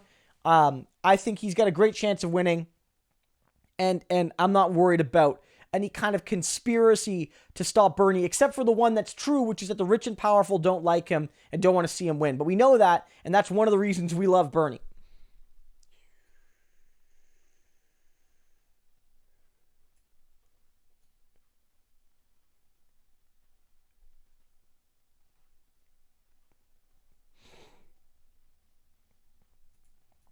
Travis, I think like your point about communities getting some money, I think that's fair, but this is dealing with a specific legal instance of people who have been wronged. And so it's to help those people affected. If there are additional issues dealing with communities, that should be dealt with on specific, additional payouts. Oh, Robin Hood, you're right. Obama was one of the best orators of like the last 100 years. And an effective politician in many ways, but he was no progressive. Yeah, Philip, as we've noted earlier, Peterson used to be in the NDP back in the 1970s when he was a young guy in Alberta. He was like literally like a teenager, like less than 16, I think. Pills Bandy, how hard is it to get elected / govern if you're not a lawyer? Can anyone do it? Well, if you look at this election, the two main parties, neither of their leaders were lawyers. Jagmeet Singh was a lawyer, but I mean, Justin Trudeau worked as an educator, and Andrew Scheer was an insurance broker. I don't know what you would call him, but he didn't have like a lot of education. Neither of them were especially educated. There are a lot of lawyers in politics. But if you want to get elected in politics, say at the provincial level or federal level, how you do it is you get involved with a political party and you win the nomination. So in most ridings, how it goes is that before an election, the riding will have a contest to determine who will represent them. And you want to run in that, you can, sign up members and organize amongst the existing party membership and then try to get the support of that party in your local riding. That's how you do it. And then if you win that, then you just have to win the election. There are a lot of lawyers in Parliament, and there are a lot of lawyers who have been prime ministers. Lawyer might be the most common, occupation, but it's not the only one by any means. So I wouldn't say that if you're not a lawyer, you should feel like you can't be involved in politics. Been lots of people who haven't been lawyers. Lots of people from all sorts of occupations.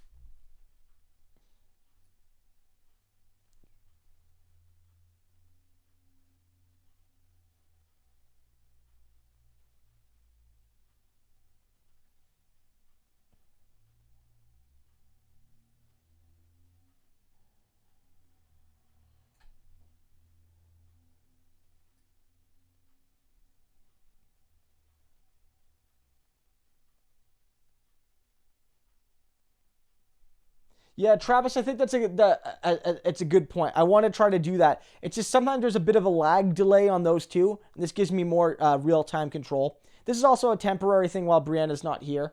And also, even with this, it's just the stream moves too fast. Even if this was the case, I would have to go back and do a lot of reading.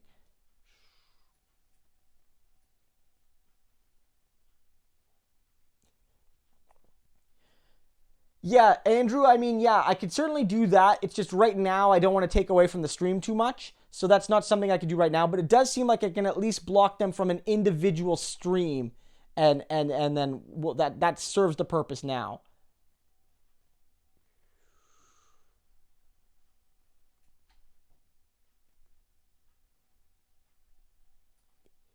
Yeah, Philip, yeah, the PPC candidates were largely kooks.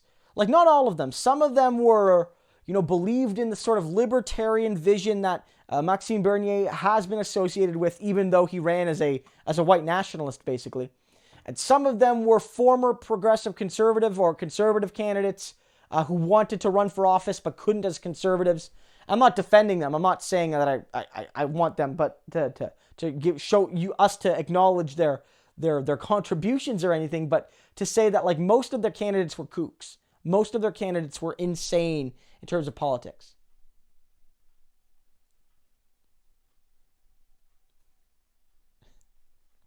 Well, yeah, if you want to, yeah, just go a burning ground. That's a great point.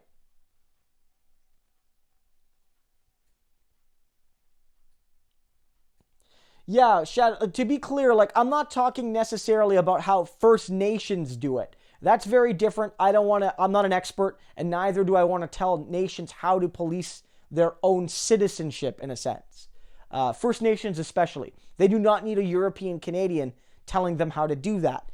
But I will say that it's in the labor movement, or in the NDP even, when you go to like a party thing, your position within an equity group is based almost exclusively on self-identification. It's the best way to do it, the most inclusive way to do it, and I've never personally seen someone abuse it.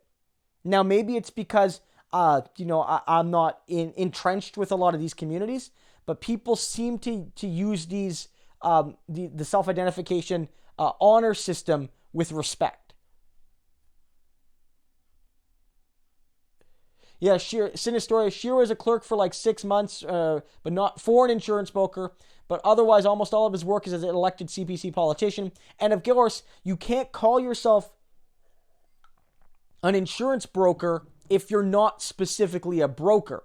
It's sort of like being a lawyer. Like if you work in a legal office, you're not a lawyer. You might be a lawyer, but you're not necessarily one. And to call yourself one when you're not is like an ethical lapse at best and maybe a crime at worst, right? And so Scheer claiming to be a broker or allegedly was one of those things. But yeah, Scheer was elected very young, and I'm actually not one of these people that like attacks Andrew Scheer for that, because like I hate that argument. It's like, oh, Scheer never worked a real job. Being an MP is a real job. It's a harder job than most, a high stakes job, a stressful job, a high responsibility job. So all credit to people who serve as political officials. But it is to say, my point was more, neither Andrew Scheer nor Justin Trudeau, nor Stephen Harper for that matter, were lawyers. Jean Chrétien was a lawyer, but Pierre Trudeau was a lawyer. Many of our prime ministers have been lawyers, but not all of them have been. And so you shouldn't have to feel that you need to be a lawyer to be a politician. There are certain tools, I suppose, like being a lawyer helps you in some of the aspects of being a politician, but it's not required. And nor should it be, because you want diversity in your parliament. Not just diversity in terms of where people come from and if they're men or women, or if they're white or not white, or in terms of their ideology, but in terms of their profession. You want regular working class people. You want people who work in technology. You want people who work with their hands, and you want people who work, in law. You want a diversity of professions in your political system. At least you should want that. And so you shouldn't want everyone to be a lawyer or some other very formally highly educated person. You want a diversity in that sense.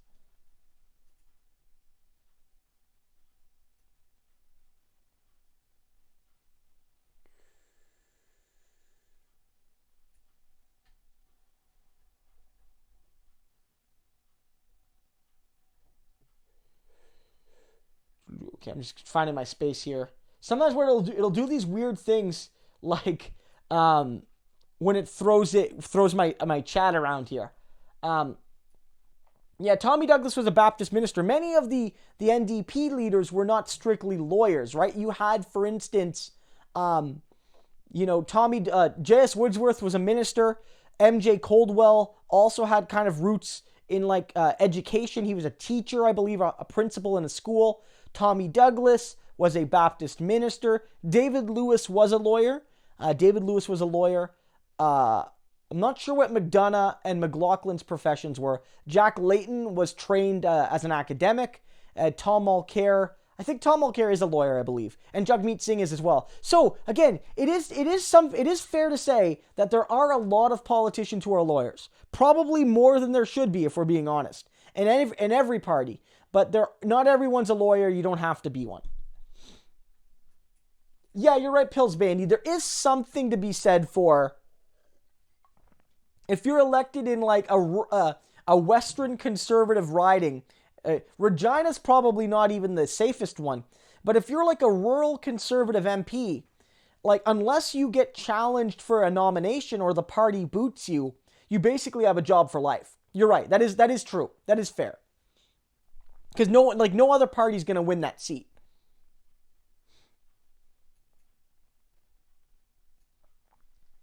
Vote for Bernie says, did you see the document Jeremy Corbyn released today showing Boris Johnson is willing to sell out the NHS and use it as a bargaining chip in trade policy with the USA? Yeah, I mean, it's certainly troubling, right? And I don't doubt that Johnson would at least consider doing that. And of course, he would never say so, because to admit that would be political suicide.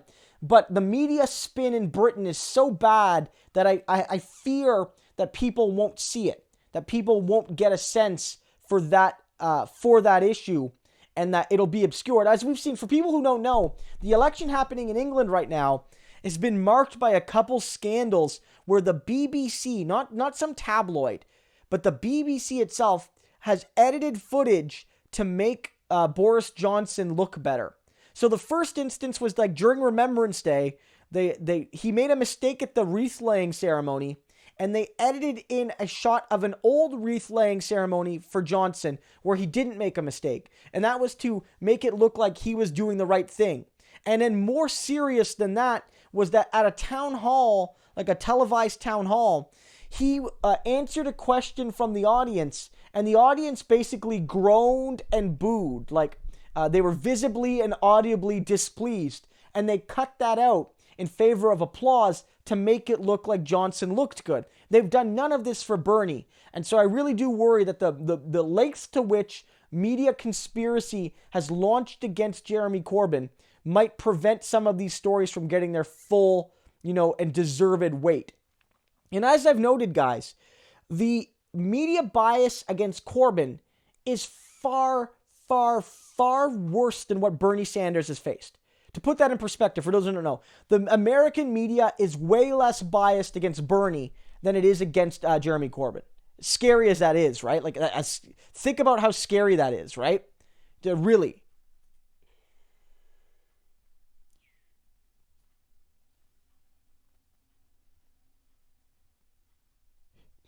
I'm not saying they're all kooks. I don't want to be mean.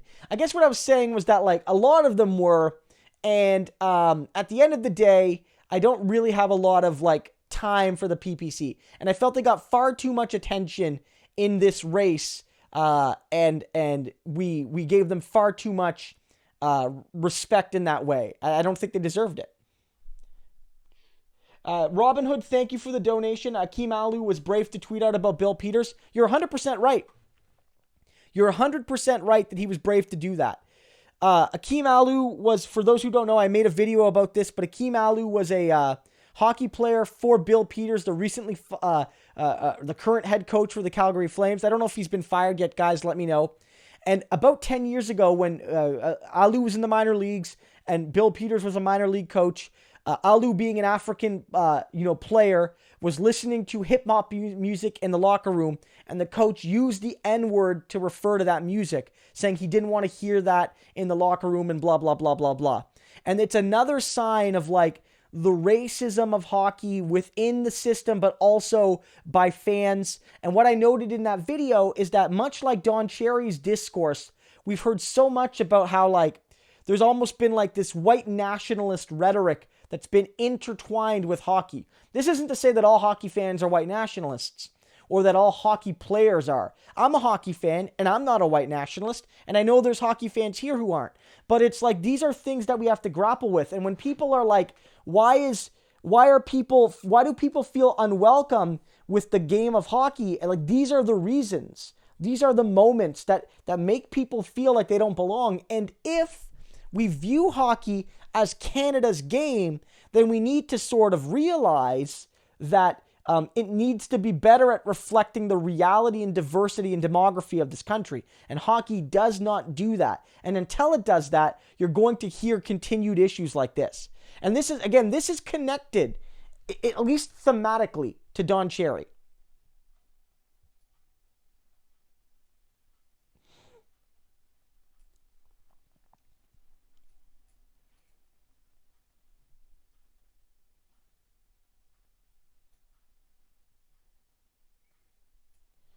Travis, with all the mayors, I'm not sure like what's happening here. I mean, mayors, right after an election, it's an important time to speak up. There are issues with various cities talking about everything from infrastructure to budgets. So that could be one of the reasons. I'm not sure specifically why mayors are speaking up now versus before, but I do. But I guess we'll find out. I guess if you have like a specific thing, I'm not sure, but I know in Calgary right now there's a lot of discussion about infrastructure, and of course Nenshi has played a kind of big role in sort of criticizing the right-wing nature of the provincial government there, sort of being a Trudeau ally, and I think like all of that plays an important role.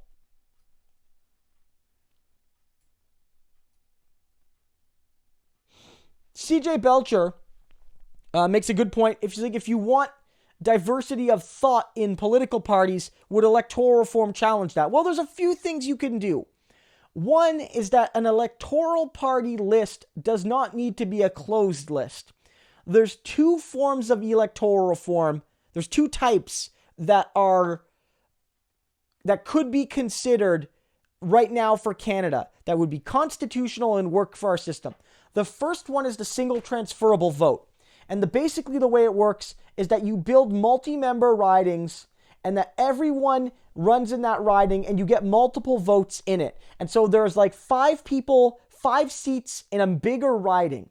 And 5 people can run from all the different parties multiple times, and you can vote for multiple people. And so it's proportional because how the seats are distributed takes into account proportional voting, but everyone still at the end of the day has to run for a seat, right? Like that's the reality. Another system is mixed member proportional, which yes, does use a list, but the people on the list are chosen from the people running in your electoral region. You have your riding, which is part of a region. So in that sense, if you're not part of that riding, excuse me, if you're running in that region, you're eligible to get a party proportional vote, but who you choose to give that to in your party is your choice. In an open list mixed member proportional system, you'll have your local candidate and then the 14 regional candidates from all of the parties. And you say, I'm going to vote for the NDP locally and I'm going to vote for the NDP in my region, but I want to ensure that this particular NDPer gets my proportional support if they deserve it. And that's kind of like where you'd go with that, right? That's where you'd go with that. So in that sense, you're seeing that as a potential opportunity to have proportionality without empowering the parties. And I have to say, when I suggested to people like how you become an MP, I have to be clear that every single political party, every party, still basically has the power to just not let some people run for them. Sometimes it's for good reasons. It's like you have a criminal record, or you have, let's say you're running for the NDP and you have a homophobic position and the party doesn't want to support that. They won't let you run for them. At the end of the day, parties can do that. So even under our own system, where technically the riding level MP candidates are chosen by the local people, MPs, candidates can still be vetoed by the central party, whether or not the local people want it or not. So no system is perfect, but our proportional system would not be like some of the closed list systems you see in smaller European countries. Philip says, do ministers ever run for office now? Seems rare. It's probably rarer than it used to be, but there was at least one NDP candidate in this election who was a United Church minister, Bill Blakey, who's retired now, but his son's in Parliament out west for the NDP. Bill Blakey was a minister for a long time. Sherry DeNovo for the NDP was also a minister, and she ran for the NDP. It was a long-time Ontario MPP, and she just recently retired before the last election, and she's gone back to the ministry. So in the NDP alone, there are fairly recent examples, but it might not be as common as it once was.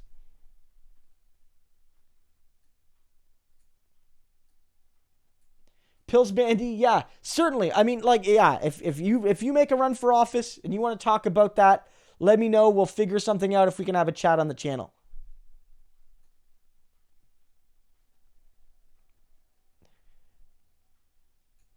Yeah, we do have the Christian Heritage Party, but they're very small. They never come close to winning a seat, and they don't even run in most ridings. I mean, the thing about the PPC you can give them credit for is they did run in almost every riding.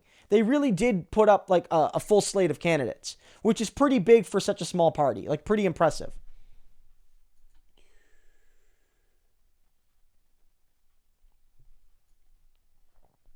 Yeah, Pills Bandy, I'm not sure of the exact numbers, but I did see in UK voter registration that it was up quite a bit, and that it was that's generally a good thing for Labour.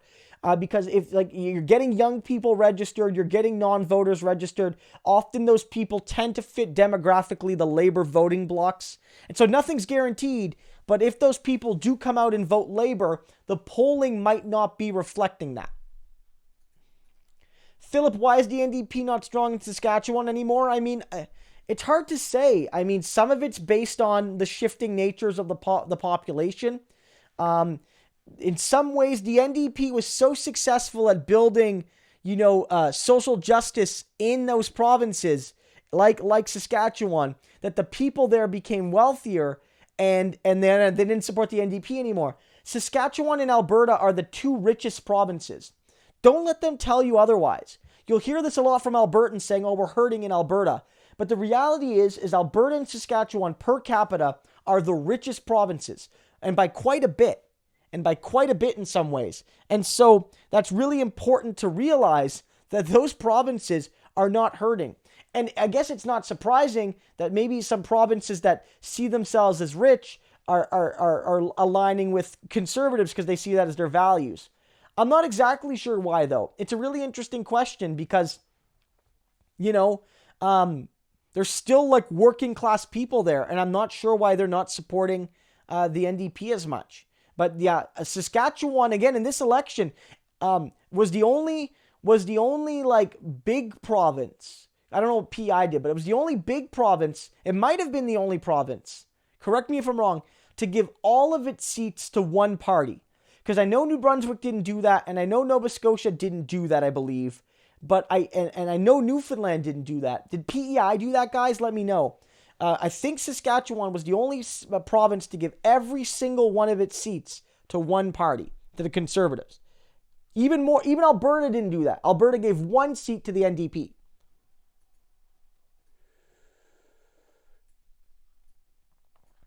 Rocket, I'm not exactly sure the depth to Stephen Harper's involvement in those elections. I mean, they're probably involved in the sense that they have member parties in their governments, but I don't know if there's a lot of direct involvement. There might be involvement in terms of sharing data, in terms of sharing, how to maximize populist outrage and those sorts of things. But on the whole, I don't know if there's a direct role being played. I think it would be more in terms of like helping to build ideological and like demographic programs more than, say, Stephen Harper being involved in a direct way.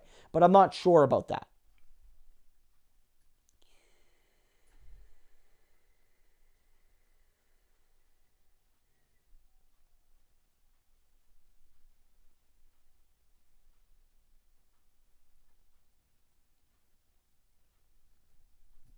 Philip, I mean, you're right. We do take hockey very seriously in this country. And it's not even that it's taking it seriously that it's really bad. It's that we connect it to the Canadian identity, and then we refuse to acknowledge how the way we connect hockey to our identity can be really problematic. And that's an issue. That's a real concerning issue. And like, it's led to like a lot of like anger whenever people criticize hockey or criticize Don Cherry. It's seen as criticizing Canada, right? And that's where we get into an issue.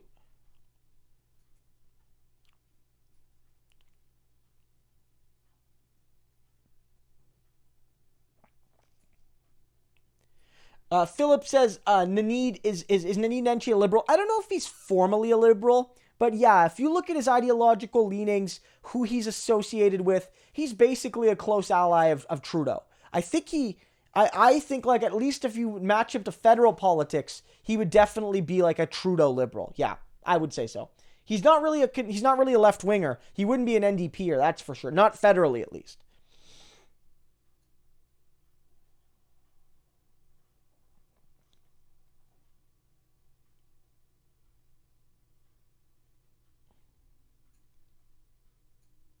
Yeah, I mean, I like Corbyn. I do think he's a fighter.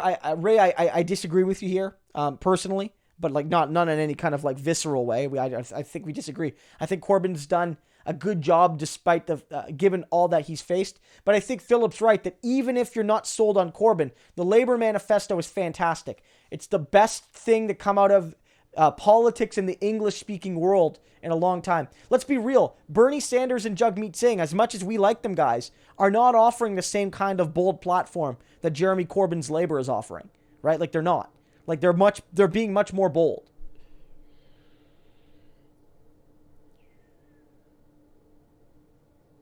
And of course, they are the only choice. I mean, maybe like I know some people in Scotland vote for the SNP. I don't know enough about them. I know they're not a far left party, but they're not a conservative party either. But in England, at least, like the Lib Dems aren't an option. It's Jeremy Corbyn's Labour Party is the force needed to improve British politics. Again, just as a quick reminder, guys. Sorry to bombard you, but I did start to do something. Dropping a link in the stream. Check this out. It's my new Twitch channel. If you have Twitch, just click follow. And if you don't have Twitch, I would encourage you to sign up so you can support my channel. I'll be doing streaming here still. I'll still be streaming here at least once a week on like Wednesday nights, as I often do. But in terms of, say, some of the video game streams that I was doing, I think Twitch is a better fit for those types of streams. So look for me there for those things. So if you want to see all my content and you want to see content of other left-wing creators, including some who are also here on YouTube, Twitch is a growing venue for left-wing live content. So I'll drop that link right there.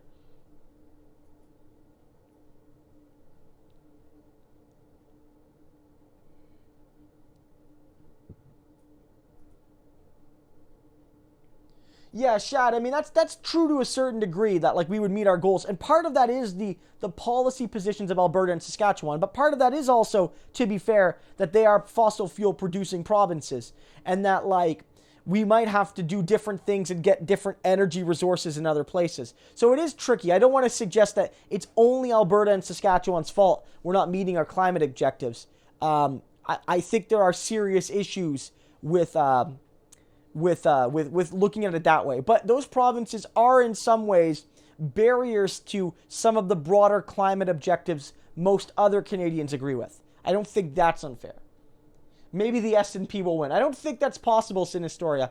I think they could do well this election, and them doing well is good because it looks unlikely that Labour could win a majority. But if the goal is a minority government, which I do see as possible, then the SNP winning seats from the Conservatives at least gets us closer to that reality.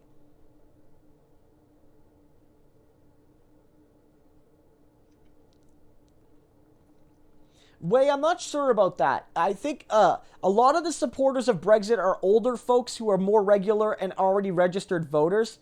I think at the end of the day, voter registration being up likely benefits Labour. It doesn't mean it's going to be benefit them enough. It doesn't mean that it's going to that everyone who's registering now is a Labour supporter or a left winger, but it generally supports left-leaning parties. Yes, yeah, Nunavut, yes, of course. Thank you, Andrew. Nunavut, Yukon, and the Northwest Territories all by default only elect one MP, so they all gave their seats to one particular party. No, Newfoundland didn't go all liberal, CJ. As Sin notes, the NDP won a seat in St. John's. Sinistoria says, what's Harper been up to lately? I mean, he's been working with international conservative movements. He's sort of been on speaking tours, sort of been doing like the public intellectual thing. Some people want him back as conservative leader in the Conservative Party, although I don't see that happening really. But you never know. You never know what will happen there. But he's been busy in other ways.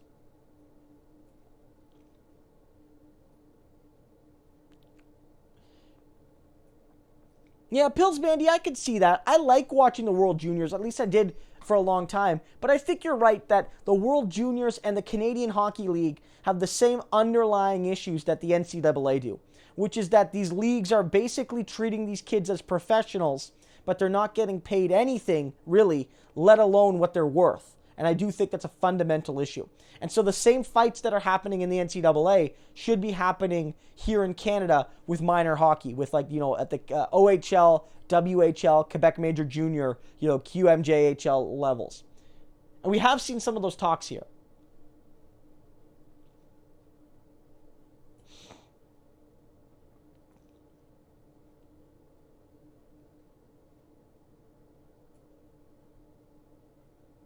Yeah, they do need electoral reform in Britain. I mean, I understand like as a it's interesting because Labour there is one of the two big parties. So for a lot of us, it's like, okay, well, first past the post actually benefits us.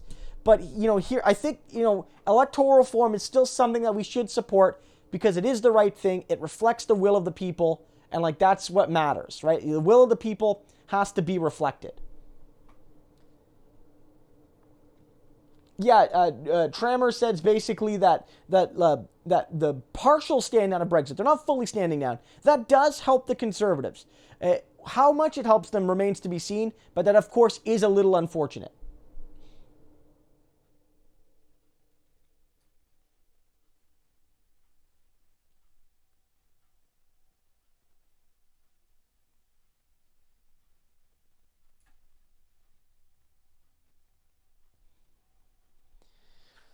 Yeah, no, vote for daddy. That's a good point. Bernie Sanders, in some of his policies, he hasn't talked about them as much as like, you know, Medicare for all and things like that. But Bernie does have some elements of economic democracy in his platform that are very key. You know, whether it's basic stuff like ending right to work, or whether it's, you know, policies to put give workers representations on corporate boards. All of those things are vital. And those are like the seeds, the roots of democratic socialism, of economic democracy.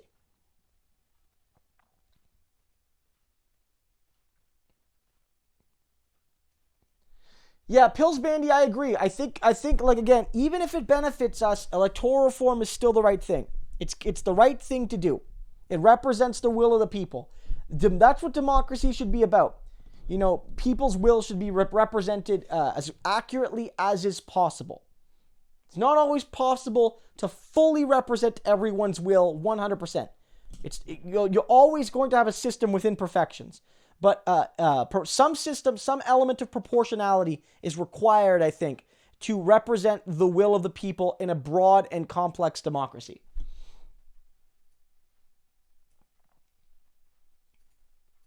Yeah, Dan, I think you're right. Canada has the ability, we have the resources, we have the metals, we have all the things, the knowledge to be a leader in green energy. And I think what it does is that we need a federal government and provincial governments too to basically invest in green energy, and not just through subsidies to companies, but to create crown corporations dedicated to producing clean, renewable energy. We need that. We need to nationalize the energy of tomorrow. We do need to do that.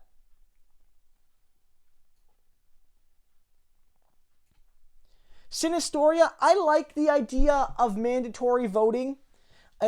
How you implement it would be interesting.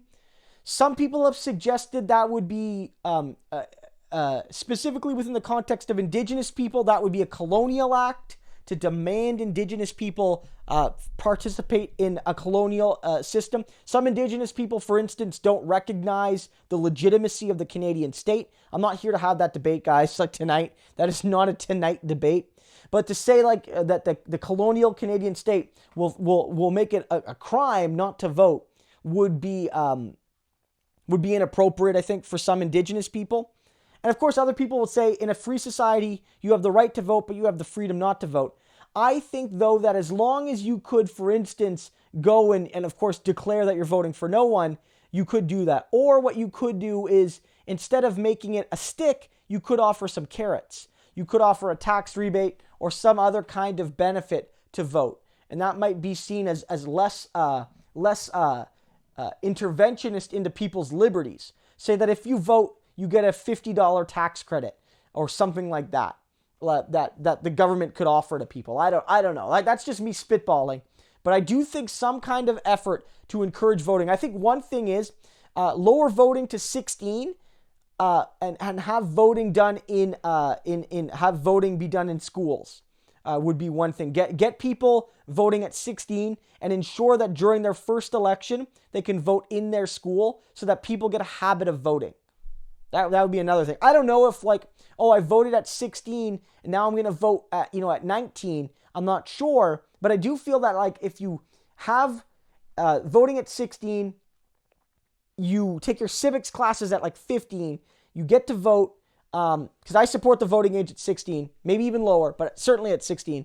And then you start people with that voting. And because they go to school, you put the polling stations in the schools. That would be a thing to help with too.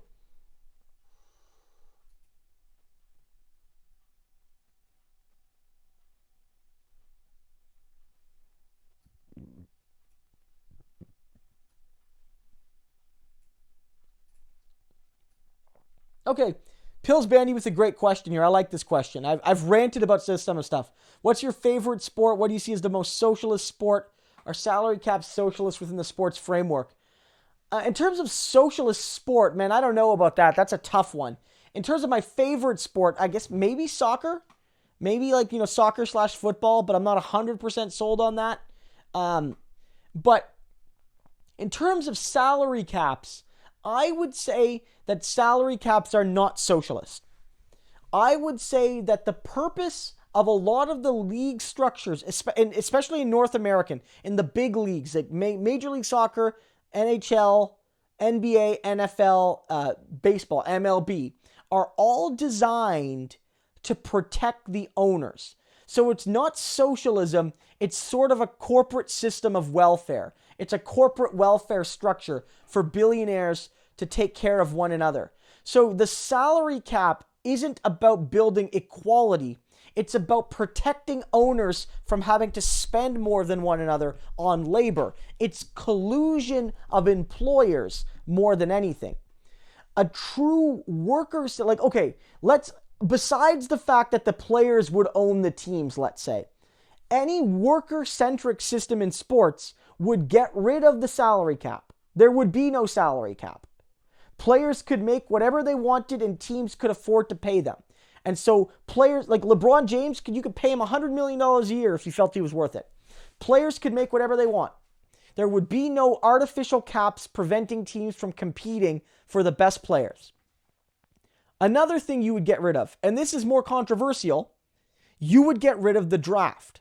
There would be no more draft. Because what the draft does is effectively guarantee that the weaker teams that get better players. And you say, well, isn't that socialism? Well, because it's billionaires, helping other billionaires. The draft it basically takes away the labor freedom of a worker. You have an 18-year-old kid who gets drafted and has no choice where to go play. They basically can't play in the league, or they have to go to that team, or like get traded or something. And like them's the rules. I think in a labor-centric system, an 18-year-old hockey player can sign whenever he goddamn wants in the league. No more drafts. Sidney Crosby didn't have to go to Pittsburgh. He could have gone to wherever he wanted to go, based on money, based on quality of life, based on endorsement deals, whatever. He could make that choice. That's the worker-centric system. The draft protects owners. Also to get rid of is rookie minimums. No more system where like a rookie player is paid a maximum amount of money in his first few years, which is just to protect owners. Players should be able to demand the most money they can get as soon as they can get it. So again, none of this is like, a socialist to me. It's all just constraints upon workers. And also I support the relegation promotion system. And I feel that the North American model is bad because it guarantees access to the league. And I support the European model that way.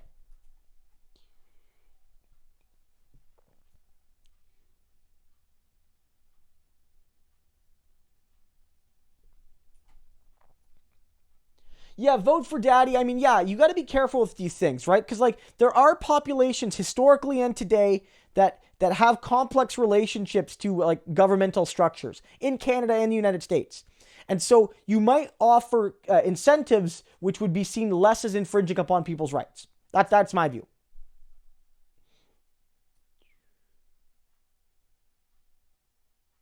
Rusty, 100% disagree. You should be able to vote no matter what, as long as you're 16, you're a Canadian citizen, blah. I don't think that property qualification should be included to vote. I 100% disagree.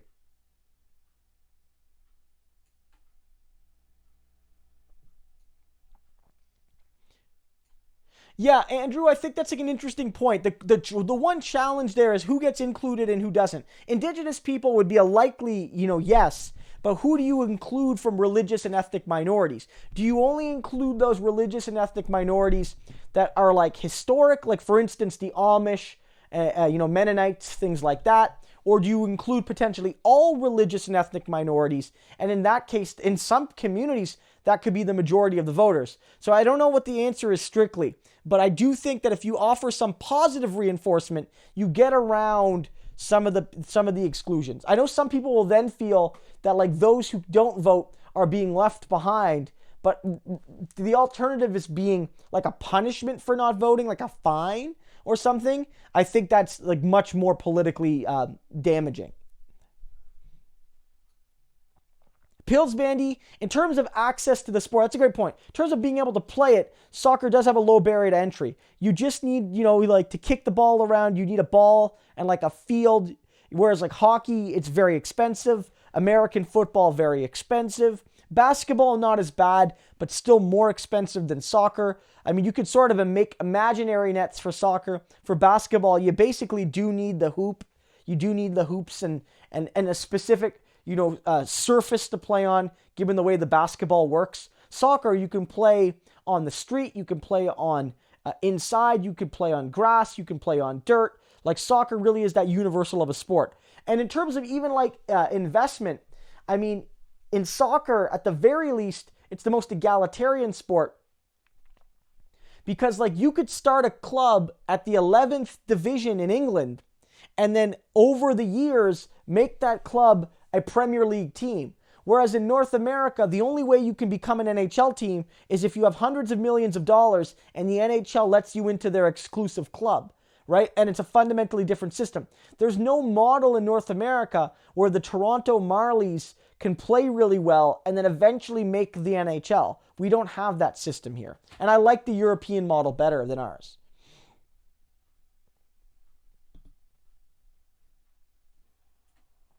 That's true, CJ. The Green Bay Packers are community owned, and the NFL treats them with a grandfather clause, but they would never allow another team like them to be formed. The Green Bay Packers are protected from that. And the reason is, and here's the reason, the NFL loves when corporations or rich people own the teams because they will be likely to move the team to make more money. But there's no way that the community owners of Green Bay will move the team of the Green Bay Packers. They won't do it. Whereas, like, if I'm a capitalist and I own the St. Louis Rams, I can make more money moving that team to LA. So I say to them, build me a fancy stadium or I'm moving to LA. And either way I win. I get a fancy stadium for free, or I move to LA and I make an example of a city that didn't give me what I wanted. And like that's why individual owners are preferred to community owners, because community owners will not move the team. Like the fans owning the team, which happens in soccer more than in other sports, which is maybe another example of why it's soccer. There are some teams that are owned by the actual fan bases, almost like a shareholder system that gives it much more stability in that sense.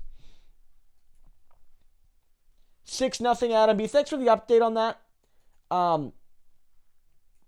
About that, yeah. I think a luxury tax is probably more, and that infringes less on labor freedoms. The luxury tax allows the league to, in a sense, have the more high spending teams reallocate resources to the lower spending teams, but doesn't infringe upon a worker's right to earn as much money as he can, which is what the salary cap does. Blonde Boy says, hello, Christo and Bree. Unfortunately, Blonde Boy, Bree isn't here today. Bree is in bed because she's not feeling well. She would have loved to be here, so it's just me tonight. But thanks for coming by regardless.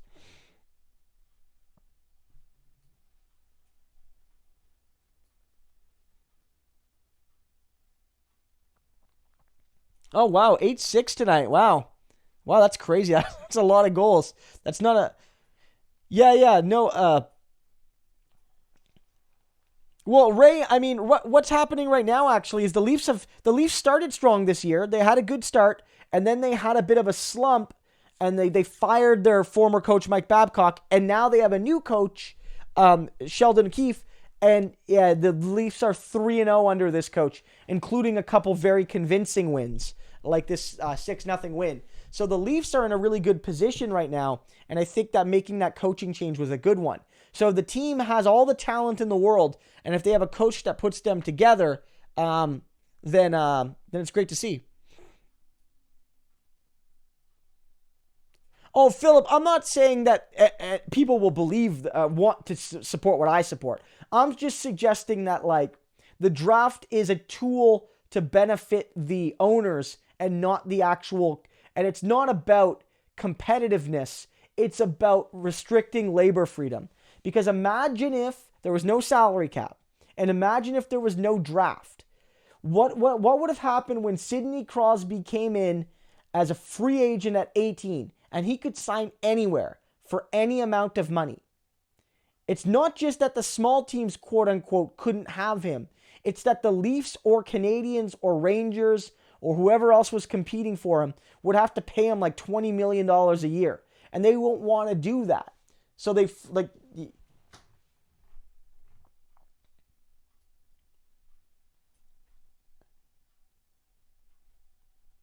Do you think we should have worker ownership of sports in general? I mean, I think that some aspect of worker ownership is important. One thing sports leagues have is they have profit sharing, which is more than most workers have. Some leagues basically have it that like the salary cap is set. So as a formula in hockey, that it's a percentage of the league revenue. So the player salary caps rise and fall as the league revenue rises and falls. That's in a sense profit sharing, but it's not worker ownership by any means.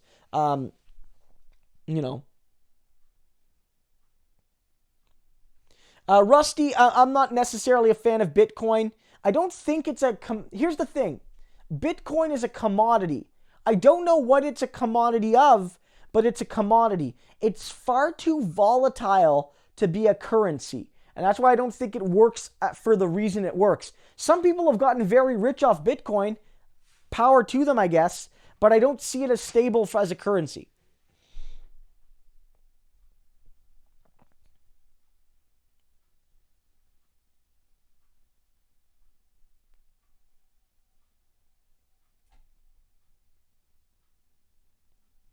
Rusty, again, I disagree. I don't think that your vote should be based on anything like that. Everyone's vote should count the same. That's my view.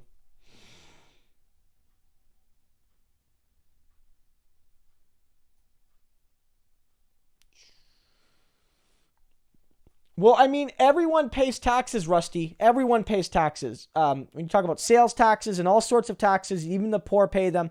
And even some of the poorest people, when you talk about the percentage of income, they pay more taxes than almost anybody else.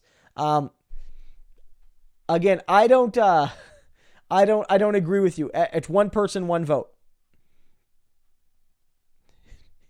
No, vote for daddy. I know you're joking, but no, even people who have bad ideas are allowed to vote.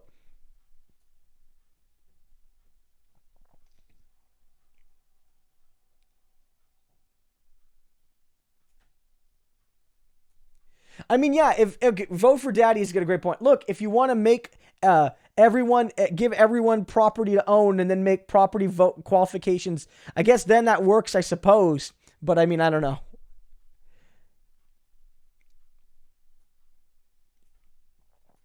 Yeah, Zachary, I think you're right. I mean, at least among major sports, right? There's polo where I think you might need to own a horse. You know what I mean? But amongst the big sports, hockey is definitely an exclusive sport. You can only play it at certain times of the year in some places, and it's very expensive. Even when it's not about the cost, it's like there's only so many rinks to play in, so getting ice time is tricky. Hockey, yeah. Among the big team sports, it's got to be the most exclusive of the sports. 100%.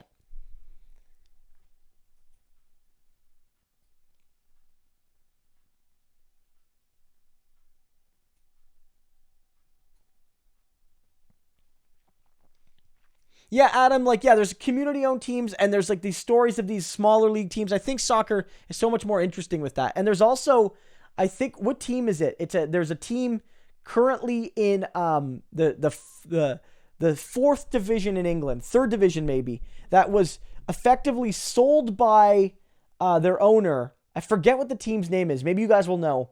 And that it was moved out of the city, out of the stadium. So the fans basically decided to start a new team of their own. And over the years, they've started at the very bottom of the pyramid and have moved it all the way up to, just a couple leagues away from the Premier League. And they did that as a fuck you to the ownership. And you couldn't do that here in Canada. You wouldn't be allowed. It's not like the Calgary, not like when Winnipeg was sold, the fans there could pool money to start a new team. The league just wouldn't allow that team to be entered into the league, and there's no way to compete on a fair basis for a spot in the NHL. A spot in the NHL is determined fully by the people, the owners of that league currently, and that's why it's I don't like that system as much. Philip, I'm not sure about the regulations. Right now, it's the process to having an NHL team is that you need to basically be approved by the league to get a team. So you have to demonstrate that you have the resources, you have a stadium, you have a stable ownership group, and they might reject a team because it was community owned. They might reject that. I'm not sure, but politically they might be wary of accepting a community owned team. And there's no rule saying they have to accept somebody to the league. The league ultimately gets to choose. And there's a whole bunch of reasons. Do they think the team will succeed? Sometimes it's is that team too close to another team, and will the teams cannibalize each other's supports? All of those things really matter.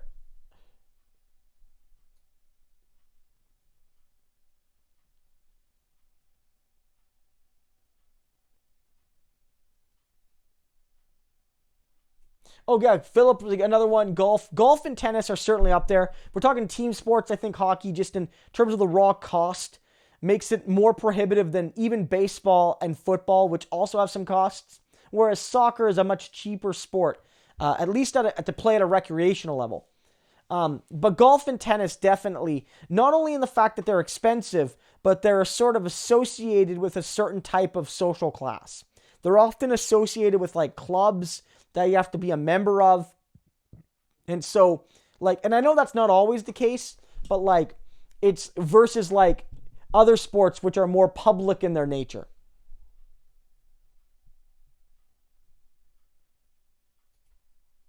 We want Smokey. Again, sorry, Ray. Smokey is sleeping, unfortunate as it is. And I'm gonna let the little guy, let the little guy sleep.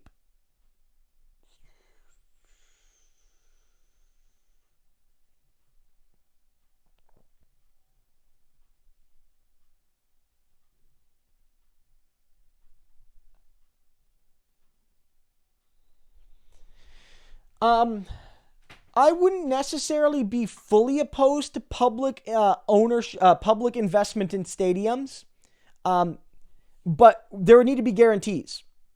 There need to be guarantees. If you're building it specifically for a team, like if you're building a stadium, like you said, to maybe get a CFL team in Halifax, for me, it needs to include guarantees about the team's future, actionable guarantees. You need to have that. If you don't have that, then I wouldn't do it. Maybe it includes, and the league might never go for this, but it's like, look, we're building the stadium. We're putting in this amount of money. We want 1/3 of the team's ownership. So the city of Halifax will own 1/3 of the new team because we're investing so much capital in the construction of the building. In those cases, I wouldn't necessarily be opposed to public investment if you could get guarantees and control about the state of the team and things like that. That would be something I would at least consider. Although, of course, as I recognize, there are many, many better places to put money: public transit, education, healthcare, and that should also be considered.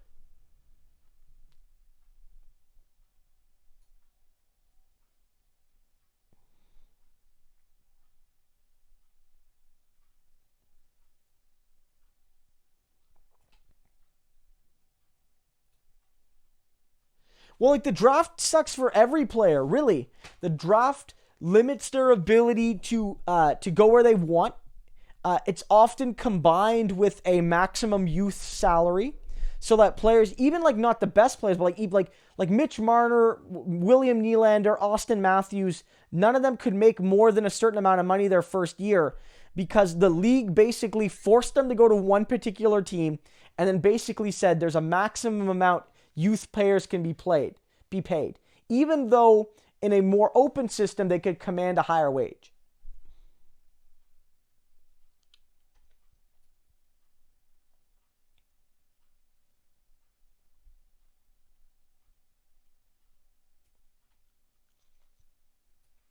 I mean, I love having sports chats. Like, again, like, yeah, we talk Canadian politics on this channel. We talk American politics, but we're sort of in between, like, those two elections right now. The U.S. one's just ramping up. We haven't really started the new parliament yet here in Canada. So, like, yeah, if you guys want to talk gaming, if you want to talk sports, if you want to talk pop culture, happy to do any and all of those things, especially when they do have a sort of political lens to them, right? And this is one of the reasons why I want to do some video game streaming. So, for instance, that's one of the reasons why I started my Twitch channel. Again, for those who haven't seen it, it's going to be right here. Check that out. That's probably where I'll be doing a lot of my video game streaming going forward. You can see that there. Drop me some support there. Give me a follow. We've gained about 10, 15 followers tonight. So, we're getting close to 50. If you help me get to 50, that's one of the big steps I need to monetize my Twitch channel over there, which would be very helpful.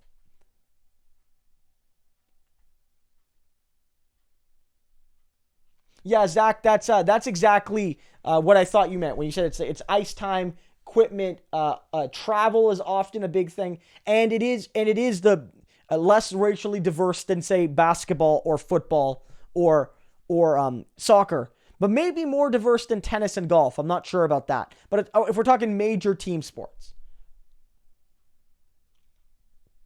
Yeah, Rusty, my point is less that, like, when you think of, like, what do you think about Bitcoin? The ostensive goal about Bitcoin is to be a currency. And I don't like a currency that fluctuates by like 50% every 6 months. Like, if you want to buy Bitcoin because you believe in it, I don't. I'm not a fan. But like, if you believe in it from this narrative perspective, or you want to buy it because you think you'll make money off of it, fine. Treat it like gold. Treat it like silver. Treat it like a commodity. But it is not a currency. So thus far, it has failed as a currency, because a currency needs to be stable. It's not stable.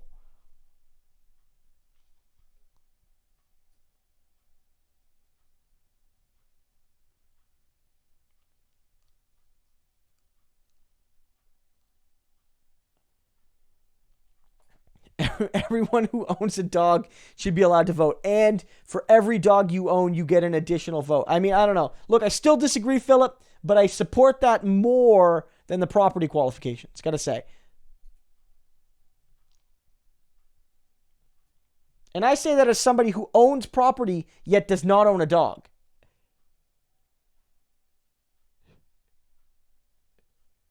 Oh, Philip, I don't know about that, man. We got Smokey over here. I don't know. I think I haven't gotten down to the stream yet, but yeah, I think that one's going to get you. I think that might be, except for the PPC guy that hit us tonight, that's probably going to be the most controversial comment.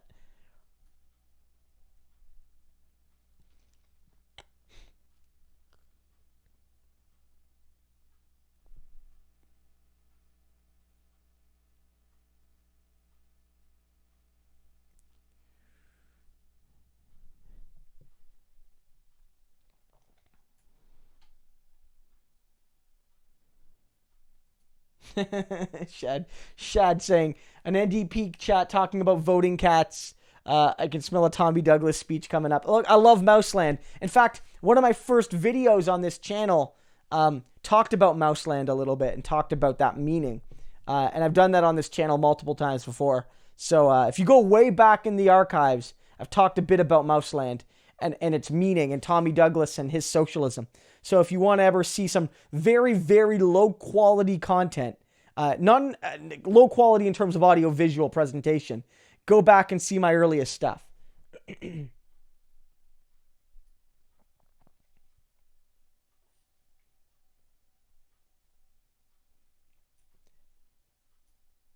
Was it Cardiff, Adam? I don't know if it's Cardiff. I think, because Cardiff, that's in Wales. I think it's an English club. It's the one that's owned by the YouTuber. He's like not owned by him, but he's like one of the big sponsors of that channel. Right? Like that's who it is, right?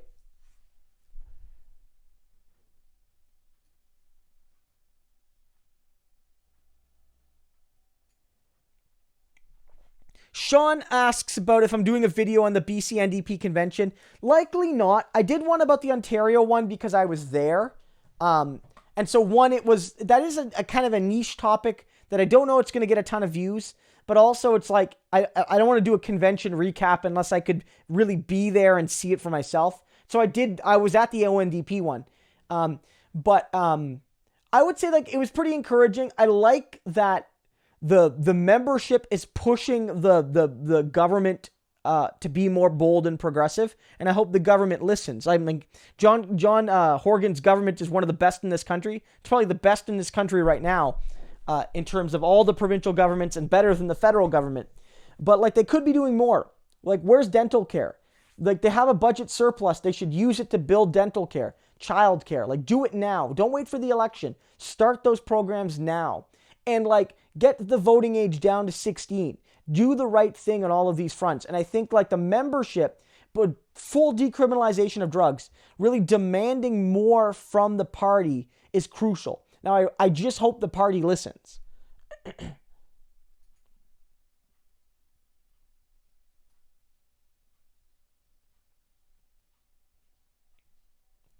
Rusty says stream broken. I don't think so, Rusty. It looks like it's pretty good, and the viewership is is pretty strong here. Maybe you just had a bit of a blip on your end. But let me know if there's still an issue.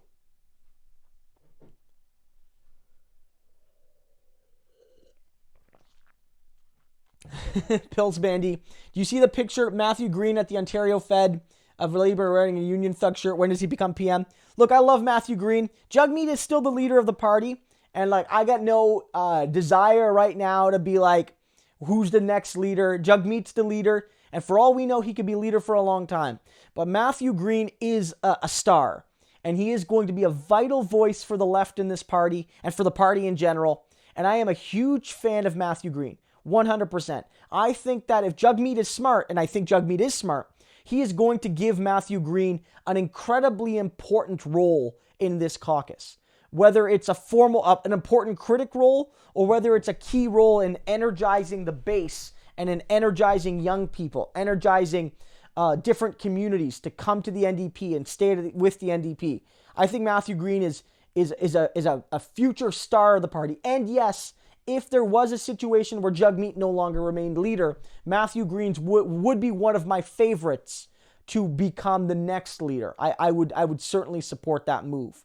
And I'm a big fan. And for those who maybe are newer to the channel, a reminder that, let me see if I can find the link. The quality's not great because Matthew was during the election, and he didn't really have a lot of time to get to like a formal recording area, but him and I had this great chat, and we had this really good chat about socialism in his campaign. So if you guys want to see that, I'm dropping a link in the description. Don't leave the stream, but check that out after the thing, to have a really good candid chat between me and Matthew Green about left politics and stuff.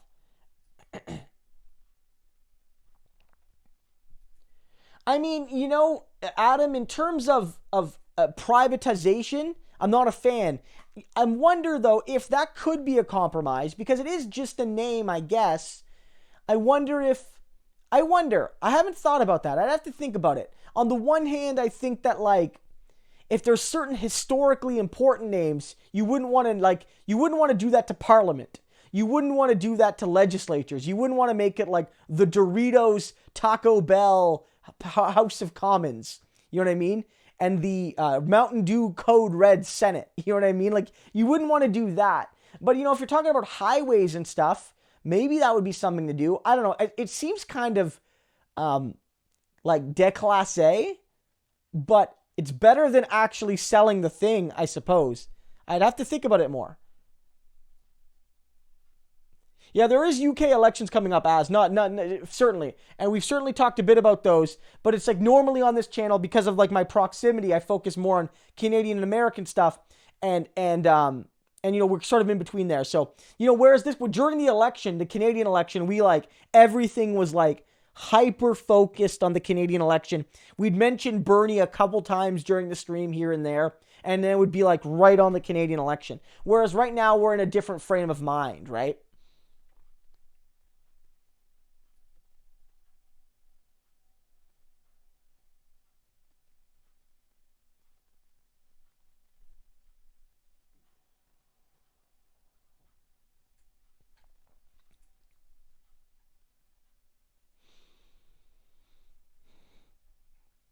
Zach says, do I think that Corbyn can eke out a minority? I do. I don't think he can win a majority, at least not right now.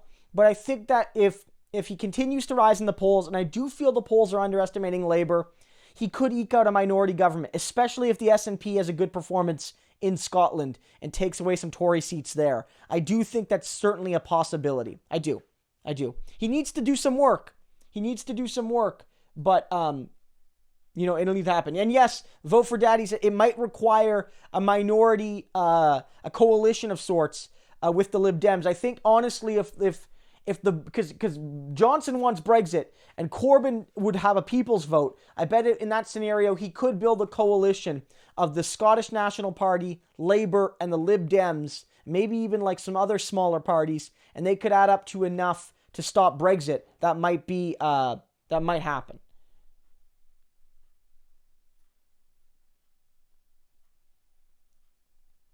They would be normally, Zachary. I agree, but if it was purely on Brexit, they might take a tactical coalition with Labour. I agree, though. The Lib Dems are more like the Tories than they are like Labour.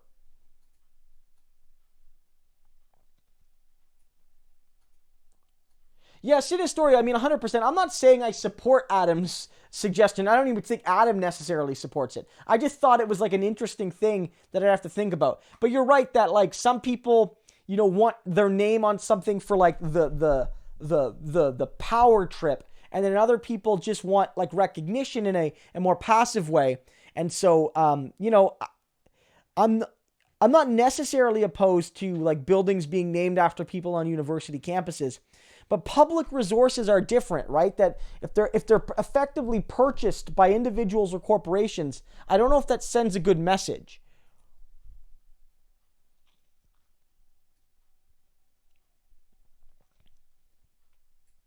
Yeah, SNP. Yeah, you're right. The SNP and Sinn Féin is more ideologically leaning than the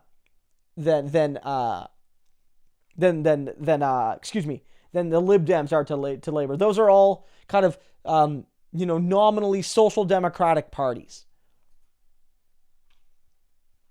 The UK Green Party is something of a left-leaning party. They're more to the left in our party. And actually, Bernie Sanders' brother is a Green Party person out in the UK.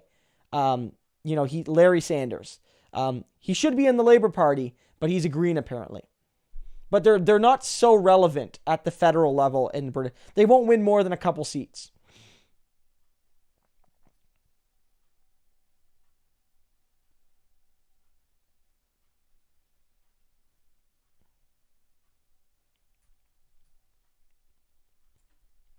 Yeah, vote for Daddy Bernie. I think that's a great point. It goes to show that like when you're bold and you're progressive and you really represent working class politics, you can raise a lot of money. Now, it's also the case that because Ocasio-Cortez is a star and she gets more notoriety than almost every other congressperson because she's so controversial, controversial in that she triggers the conservatives and neoliberals like every day. She has a bigger profile than most. But it's certainly very encouraging to see that a rookie congressperson that isn't taking big money donations and pay for access fundraisers is out fundraising the majority of Democrats, including Pelosi, who's in one of the richest districts in the country, mind you, is incredible. Is incredible. It's fantastic.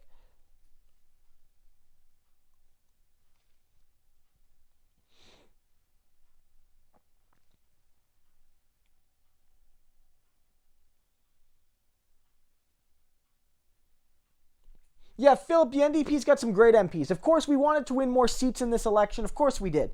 But the team we have, like the 24 MPs we got, are really good. There's some really good ones. Some of the good people have returned. We got some good new people like Matthew Green, like Mumila Kakak, like Leah Gazan. They got some really strong MPs in this caucus. I'm super excited for it. It's the best situation I think you could have with these. Alexander Bouleris is fantastic. Don Davies is good. So many of these people were led the charge in criticizing the coup in Bolivia. Because look, I did a video on Jugmeat's statement and I was very happy about it. But you guys remember when Jugmeat was silent for days and we were all critical of him, and rightfully so. But it was Nikki Ashton and Matthew Green and Leah Gazan and Don Davies and Alexander Bouleris and others as well who came out and were the only Canadian politicians basically saying fuck this coup, it's bullshit, Morales doesn't deserve this, and the government that took charge is a white supremacist Christian fundamentalist lithium hoarding government.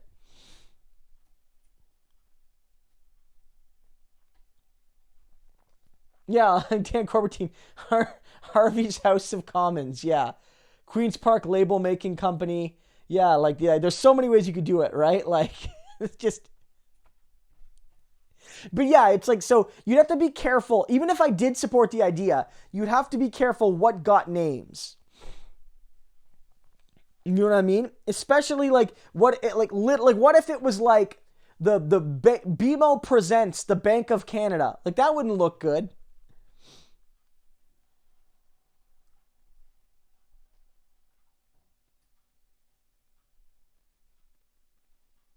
Astro Frost says, loving the streams.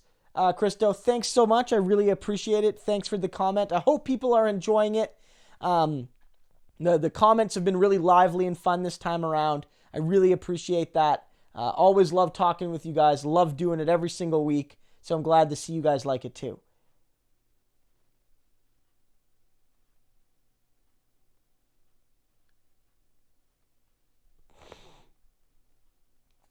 Yeah, Rusty, look, I'm not saying I'm like a fan of deficits, but I do feel that Canada has an issue more of revenue rather than spending. I feel like we don't tax the rich sufficiently. In provinces like Alberta, they don't even have a sales tax.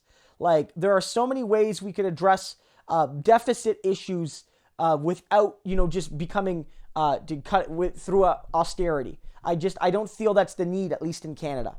I feel we can cover our financial costs and our social responsibilities through increased taxes on the rich and powerful. I really do believe that.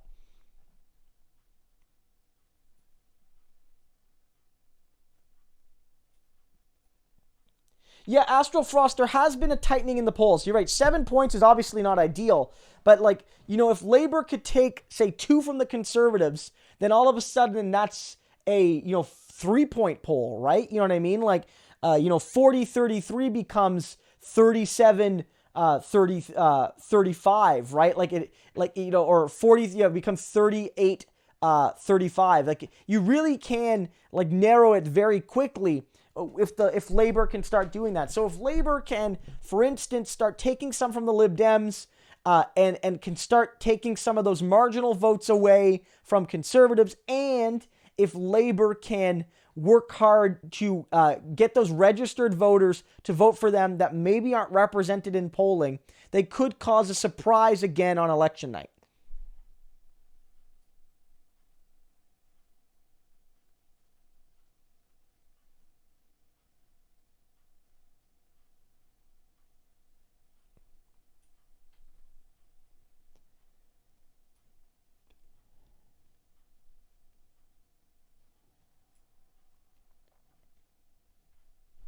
Scottish and Northern Irish Green Party is different. I'm not sure about that, CJ. I don't know. I know that the UK Green Party is more left-leaning than our Green Party, but I don't know about the Scottish Green Parties or the Irish Green Party or the Northern Irish. My depth of UK politics is not that deep. I'm not sure.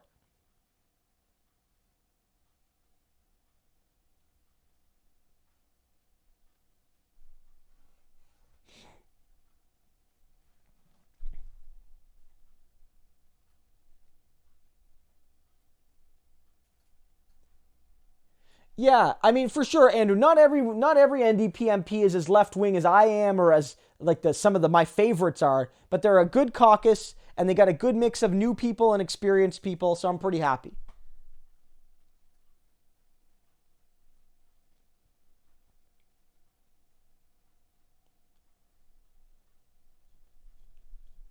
Terry, I mean, that's interesting. I don't know too much about the Tasmanian system, but I could see some hybrids or a mixed member proportional system, but with where the local riding is done on a ranked ballot. So it's not first past the post for the local vote, but a ranked ballot for the local vote and then a proportional vote for your regional one. I could see some hybrid systems working really well. It doesn't have to be all or the other.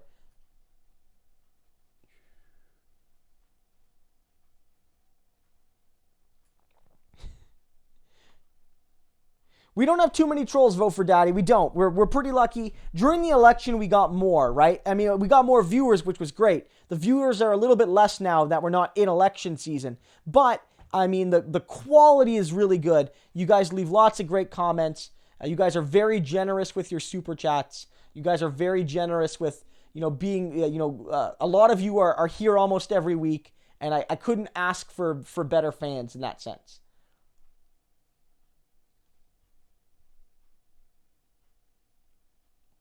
Yeah, I was trying to think of that, Zach, the Smoothie King Arena in New Orleans. I mean, You know, it's like where there are certain names for like a sporting arena where it's like you want to have like a grand name or an intimidating name or a historic name. And like the Smoothie King Arena doesn't necessarily strike terror in the hearts of your opponent, right? It's not like the Thunderdome or even like something venerable like Madison Square Garden, which is like this classic name. Well, you know, it's like even like the Air Canada Center, I don't even know what it's called now, Scotiabank Center, but that's not bad. But like the Smoothie King Center is like it's not very good.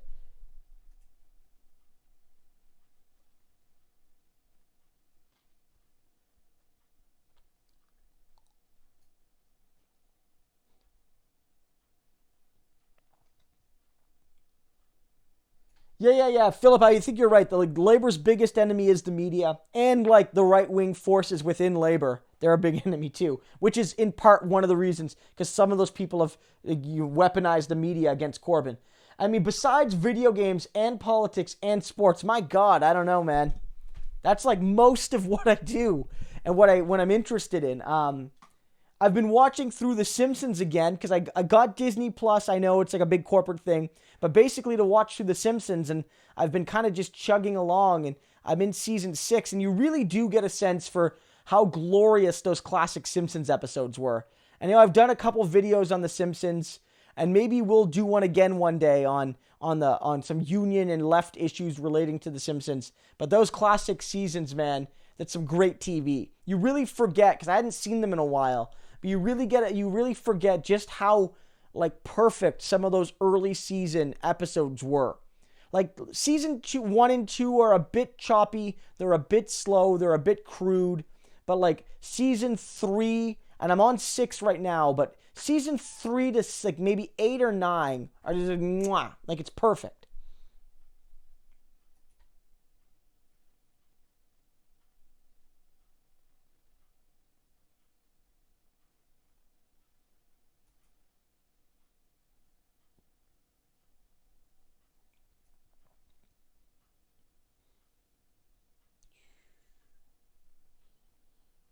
Yeah, guys, I don't know. I mean, Rusty, I don't agree with all of what he's saying. I certainly didn't like his like only certain people can vote comments, but I don't think Rusty's a troll in the way that PPC guy was a troll. He's having a debate here, and you know, for the most part, I haven't seen anybody be like fundamentally disrespectful to one another or to myself or to themselves, and so I think everyone's welcome here.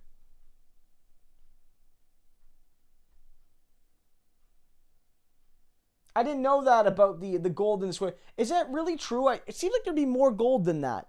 I don't know. Is that true, Adam? Like, I'd like to learn more about that. If you point me to a source, I'd love to know. I thought there'd be more gold than that. Like, I know that like there's not a whole lot of gold, but you think in the entire history of the world, you couldn't fill more than two swimming pools of 1.5.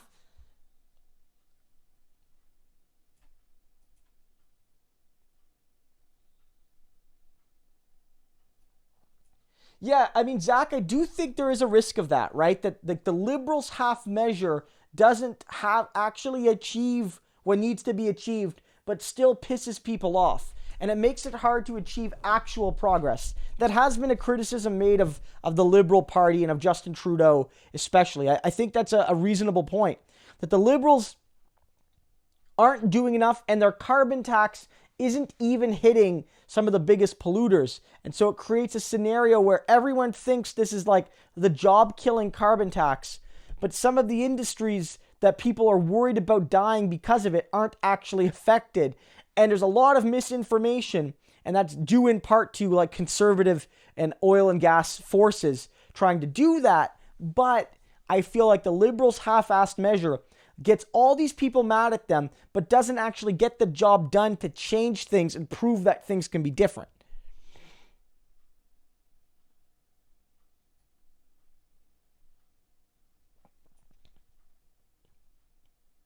Oh yeah, I also like books. I mean, I like books, but that relates to like my history and politics knowledge too. To be fair, I'm not like I don't do a lot of fiction reading, for instance. All these books are scholarly books, history books, politics books. You know, that's kind of, you know, yeah. And the classic Simpsons are fantastic. I'm gonna watch through. I haven't watched some of the mid-season episodes in a long time. since I was younger, obviously, and I haven't seen many of the newest seasons like at all because we don't have cable, and it just fell out of my Sunday night routine of watching The Simpsons. So I mean, eventually I'm going to get to them, and I'm sure they're going to be less than stellar. But I still wonder if I'll be able to find some kind of enjoyment out of them, at least with the managed expectations. It'll be interesting to see.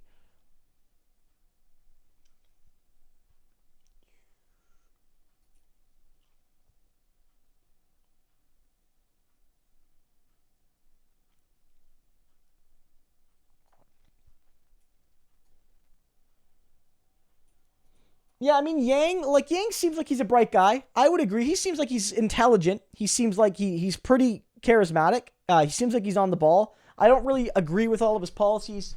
I don't like his manifestation of the UBI. I don't like that he's not for Medicare for all. I don't like his move everyone away from the oceans as his key climate change platform. I have a lot of concerns with Andrew Yang. He's not the worst person in the race, but I don't think he merits my support as a left winger. But I do think there has been some evidence, at least, that he has been treated unfairly by the media, and that if you look at the polls, he's gotten basically this is a 3.5 person race. So I'm not suggesting that Andrew Yang can win this and he's being robbed, but Andrew Yang is in some of the polls in 4th or 5th place. He should be getting more attention than Klobuchar and Booker and in some cases Harris, but he isn't, and I do think that's unfair to Andrew Yang. I do think so. I don't like his policies for the most part, but I do think that he does go undercovered, and he doesn't get as much speaking time as maybe he should be getting at these debates. Amy Klobuchar got more speaking time than him, and they are polling similarly in most national polls.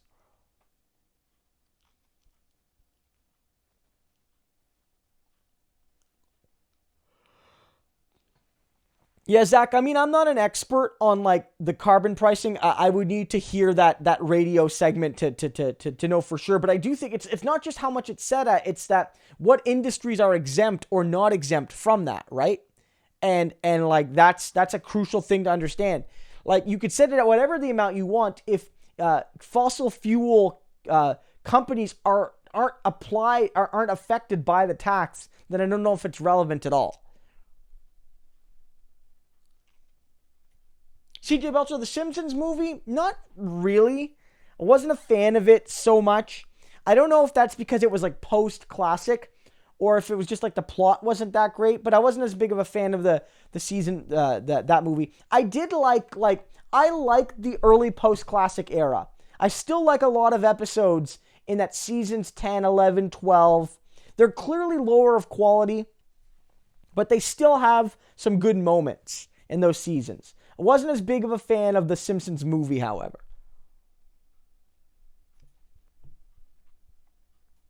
Yeah, Sinistoria, the Camp Krusty episode, I have heard that they were planning to maybe do a movie, and that Camp Krusty, I could see that one scaling to a movie. I could see that. A long first act,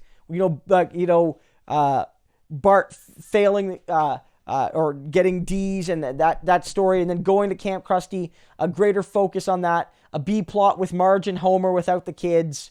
Yeah, I could definitely see that being extended into basically with each of the 3-act structure of that episode, but extended to be 3 30-minute acts and kind of put it together in a 90-minute movie. I could see that. Yeah, Philip, there's actually okay, if you guys watch through the original seasons, they don't really predict that they get bought by Disney, but there's a lot of really anti-Disney jokes in the first 6 seasons alone. Some really good ones that don't make the Disney Corporation look really well. And it's it is funny to see that, in retrospect, now that they're owned by Disney.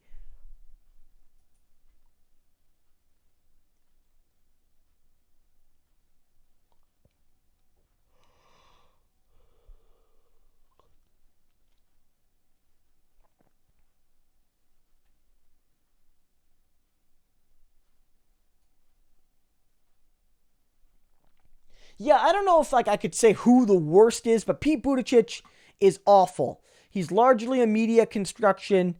His actual views are extremely troubling when you dig down. Like, yeah, I'm not a fan. I don't know if he's like, I don't know who's worse, Biden or Buttigieg, but they're both pretty bad. Like, and like, there's no point in comparing them to like some of the other people because the other people don't really have a chance of winning. But it's like those two people are bad, right? Like, that's why, again, like, I'm a Bernie guy, but my goodness, at the very least, Warren needs to win. And I'm, to stop those two. She's better than both of them by a wide margin. Amy Klobuchar, the most uninspiring person I've ever had to listen to. I mean, it's interesting because when they talk about who are the most popular senators in the country, surprise, surprise, Bernie Sanders is almost always near or at the top. But Klobuchar is never that far behind. For whatever reason, like, people in her state love her. I don't know why. She doesn't seem like her views are awful. She's got like, oh, I don't want to give everyone free university. I don't want to staple a degree under every chair. It's like such bullshit. But like, at the end of the day, she's not offensive in as much as say like Biden is, but she's not at all inspiring. She's not at all engaging. I don't see what people see in her. I don't.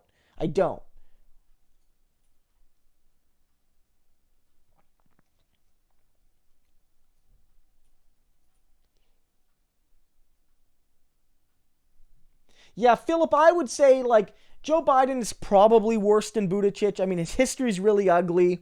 I would say that Buttigieg is probably a little bit better than Biden, but, like, I would vote for neither of those men. Neither of them.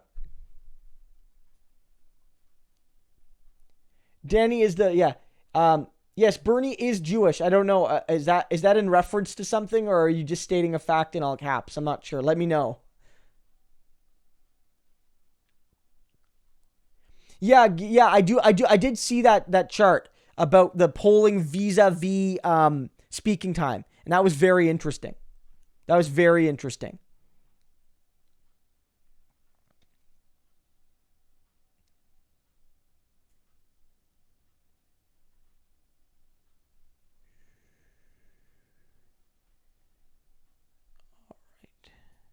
So I can see this person is probably not very friendly. Again, I try not to do that, but like, this person is basically using slurs and attacking Pete Buttigieg for the one thing Pete Buttigieg shouldn't be attacked for, the fact that he's gay. So I've put them on a timeout. They will be welcome to come back if they don't talk like that. Again, I don't think that's a very fair way of doing things. Vahab, great to see you. Hope you're doing well. Great to have you here. And thanks for stopping by.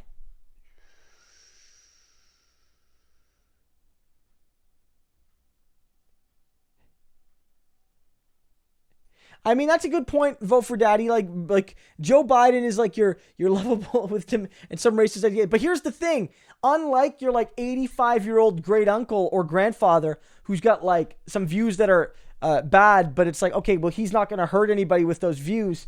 It's like Joe Biden is still running for goddamn president, right? And that's the difference. Joe Biden isn't sitting on his front porch talking to his grandkids. Joe Biden is running for president. And right now is the favorite to win the nomination. Nonsensical as that is.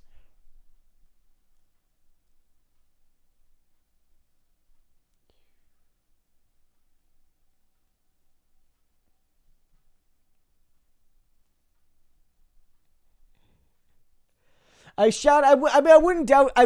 wouldn't be surprised if some of our trolls are just repeat accounts. This channel isn't so big that we have like a dedicated team of trolls. It could just be one or two people. I mean, Roman, that's another interesting point. Like maybe Pete is more cynical than Joe, maybe.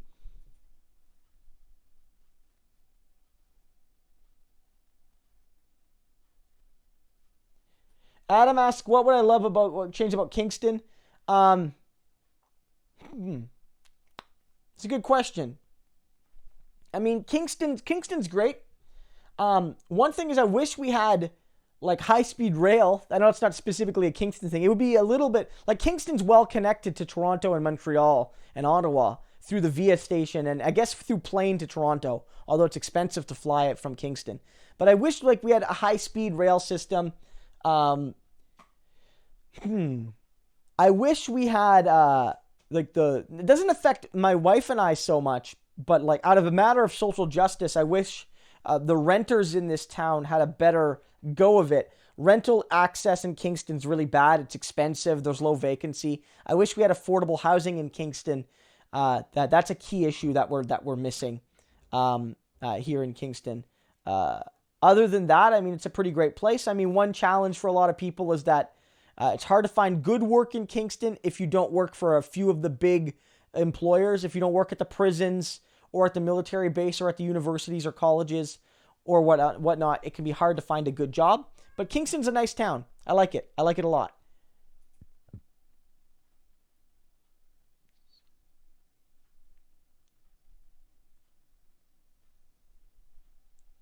I mean, vote for Daddy. You ask a really good question there. Make a good point there. But there is a challenge there. Is that though some of the recent polling has shown that yes, I agree that much of Biden's support is likely inertia, held because he was Obama's guy and he's just like the default pick for a lot of people. And that could peel once people start paying attention more and more when the voting actually starts. On the other hand, Biden has strong bases of support. Some polling I've seen have shown that Bernie Sanders has the most loyal base. 70% of people who say they're voting for Bernie now are going to stay with him. They say they're locked in. Whereas that's about 60% for Biden, but less than 50% for both Warren and Buttigieg. So out of the big four, it really does seem that like Biden does have a loyal base, although not as loyal as Bernie's base.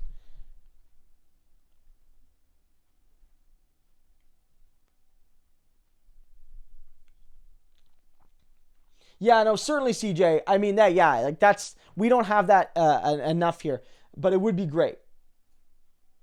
I mean, Dan, it's like we got to build public housing. We got to build it. Like, there's other things that can be done. You can invest in inclusionary zoning. You can have other policies, but I think at the core, we need to have public housing owned by the cities or provinces or federal government, built for the use of housing. Like, that's what we need to do, like, fundamentally, to solve the issue. Tinkering can help. That's got to be the solution. I don't know if they're going to hurt Bernie, CJ. If Bernie reacts to them like and is seen as aggressive about them, it could hurt him. But I think the leaks aren't going to hurt him. The people who didn't like Bernie because they're Obama people, I think were already hooked in there. They knew Obama was like going to support a status quo person. And this is going to help Bernie with his anti-establishment cred. Because now it's like Obama, the most establishment of all characters, is going against him.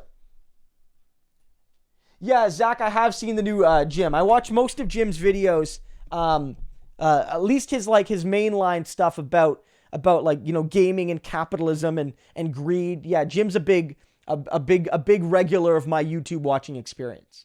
I don't know. He's pretty great. He's pretty great. So guys, it's about 11:10. With that in mind, I think I'm going to probably call the stream in a few minutes. If you guys have any last minute questions, do ask them. Just again, a couple reminders before we end. One, just a new thing I'm pushing for tonight. I promise I won't do this as much. I have started a Twitch channel. I'm going to drop the link again. Go check out the Twitch channel. If you check that out, you'll see my Twitch channel, and you can follow it and help me get to 50 followers, and check out my streaming when I do it on Twitch. That's where I'll be doing a lot of streaming. This stream will stay here, but maybe my video game streaming and stuff will move to Twitch, which I think has less of an effect on the YouTube algorithm and will maybe be a more amenable audience to that sort of streaming. And it's increasingly an area of left-wing streaming, and so both in the Canadian and non-Canadian context. So it's a place I want to start to build connections. Again, I do these every Wednesday night, starting at about 8 p.m., going to about 11 p.m., give or take. And so I'll certainly be doing this next week, often co-hosted by my wife, Brianna, but Brianna was under the weather today. When she is here, it's even a bit smoother because I can focus fully on talking to you guys. I don't have to moderate the questions, but we can certainly kind of work through that later on. Other than that, again, thanks for the support. If you want to support the channel, if you haven't yet, please click the subscribe button. That really helps me. And if you have subscribed, click that little bell next to it. That helps bring you to videos as soon as they go up. If you wish, if you have the means and the desire, I do have a Patreon account. You can support me at Patreon. The support there is very helpful to building the channel. When you see my early streams and my early videos with the very poor quality and the very, all of those sorts of things, that was driven by the fact that I didn't have this very nice microphone. I was using the same webcam, but I didn't have lighting. I didn't have my setup here. A lot of that was done in part because of support from people like you guys on Patreon. So if you have the means to support me there, I would really appreciate it. And my next Patreon goal is one that I think a lot of you guys will enjoy. When I hit $500 a month, and I'm about $150 away from that, I'm going to guarantee at least one interview a month here on YouTube, be it with another YouTuber or a politician or an activist or another academic talking about left-wing politics and history and culture in a way that I feel you guys would be interested. So look into that. It'd be great to if you feel like you have the ability to support me. But again, no pressure. If the way you support me is coming to watch my videos each and every week, each and every day, and coming to the streams, I'm very appreciative of that. So here's the link to my stream right there, or to my Patreon. You can certainly check that out.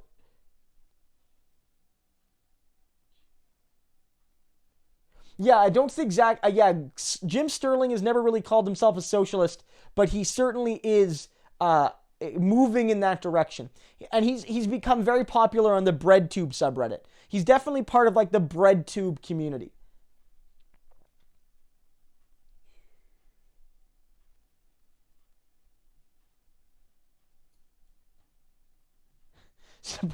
Support Christo even on capitalism's biggest holiday tomorrow, if you can. Thank you so much. That would be a great way of commemorating it. All right. Well, guys, thanks so much. Thanks for coming again. I really appreciate it. I'll see you with new videos again tomorrow and every day. Check out the channel. Every day there's new videos. If I do some streams on Twitch, follow me on Twitter and you'll see updates there. I'll drop my Twitter link again. You can see it there and you'll know if I'm going up on Twitch and things like that. I haven't found a Twitch schedule yet because I'm still testing something. Actually, yeah, Veldon is somebody I would like to have on. I've actually thought about. He'd be one of the people I've asked. I don't want to make any commitments because, one, I have to make a list of people, and I'd have to find out if they want to come on, what we talk about. But Veldon would definitely be somebody I'd love to have on. We've been Twitter friends for a long time, and he's been supportive of my work. And so I think that he would be interested if we could find the right timing. All right. Well, guys, have a good one. I'll see you next time, and have a great night.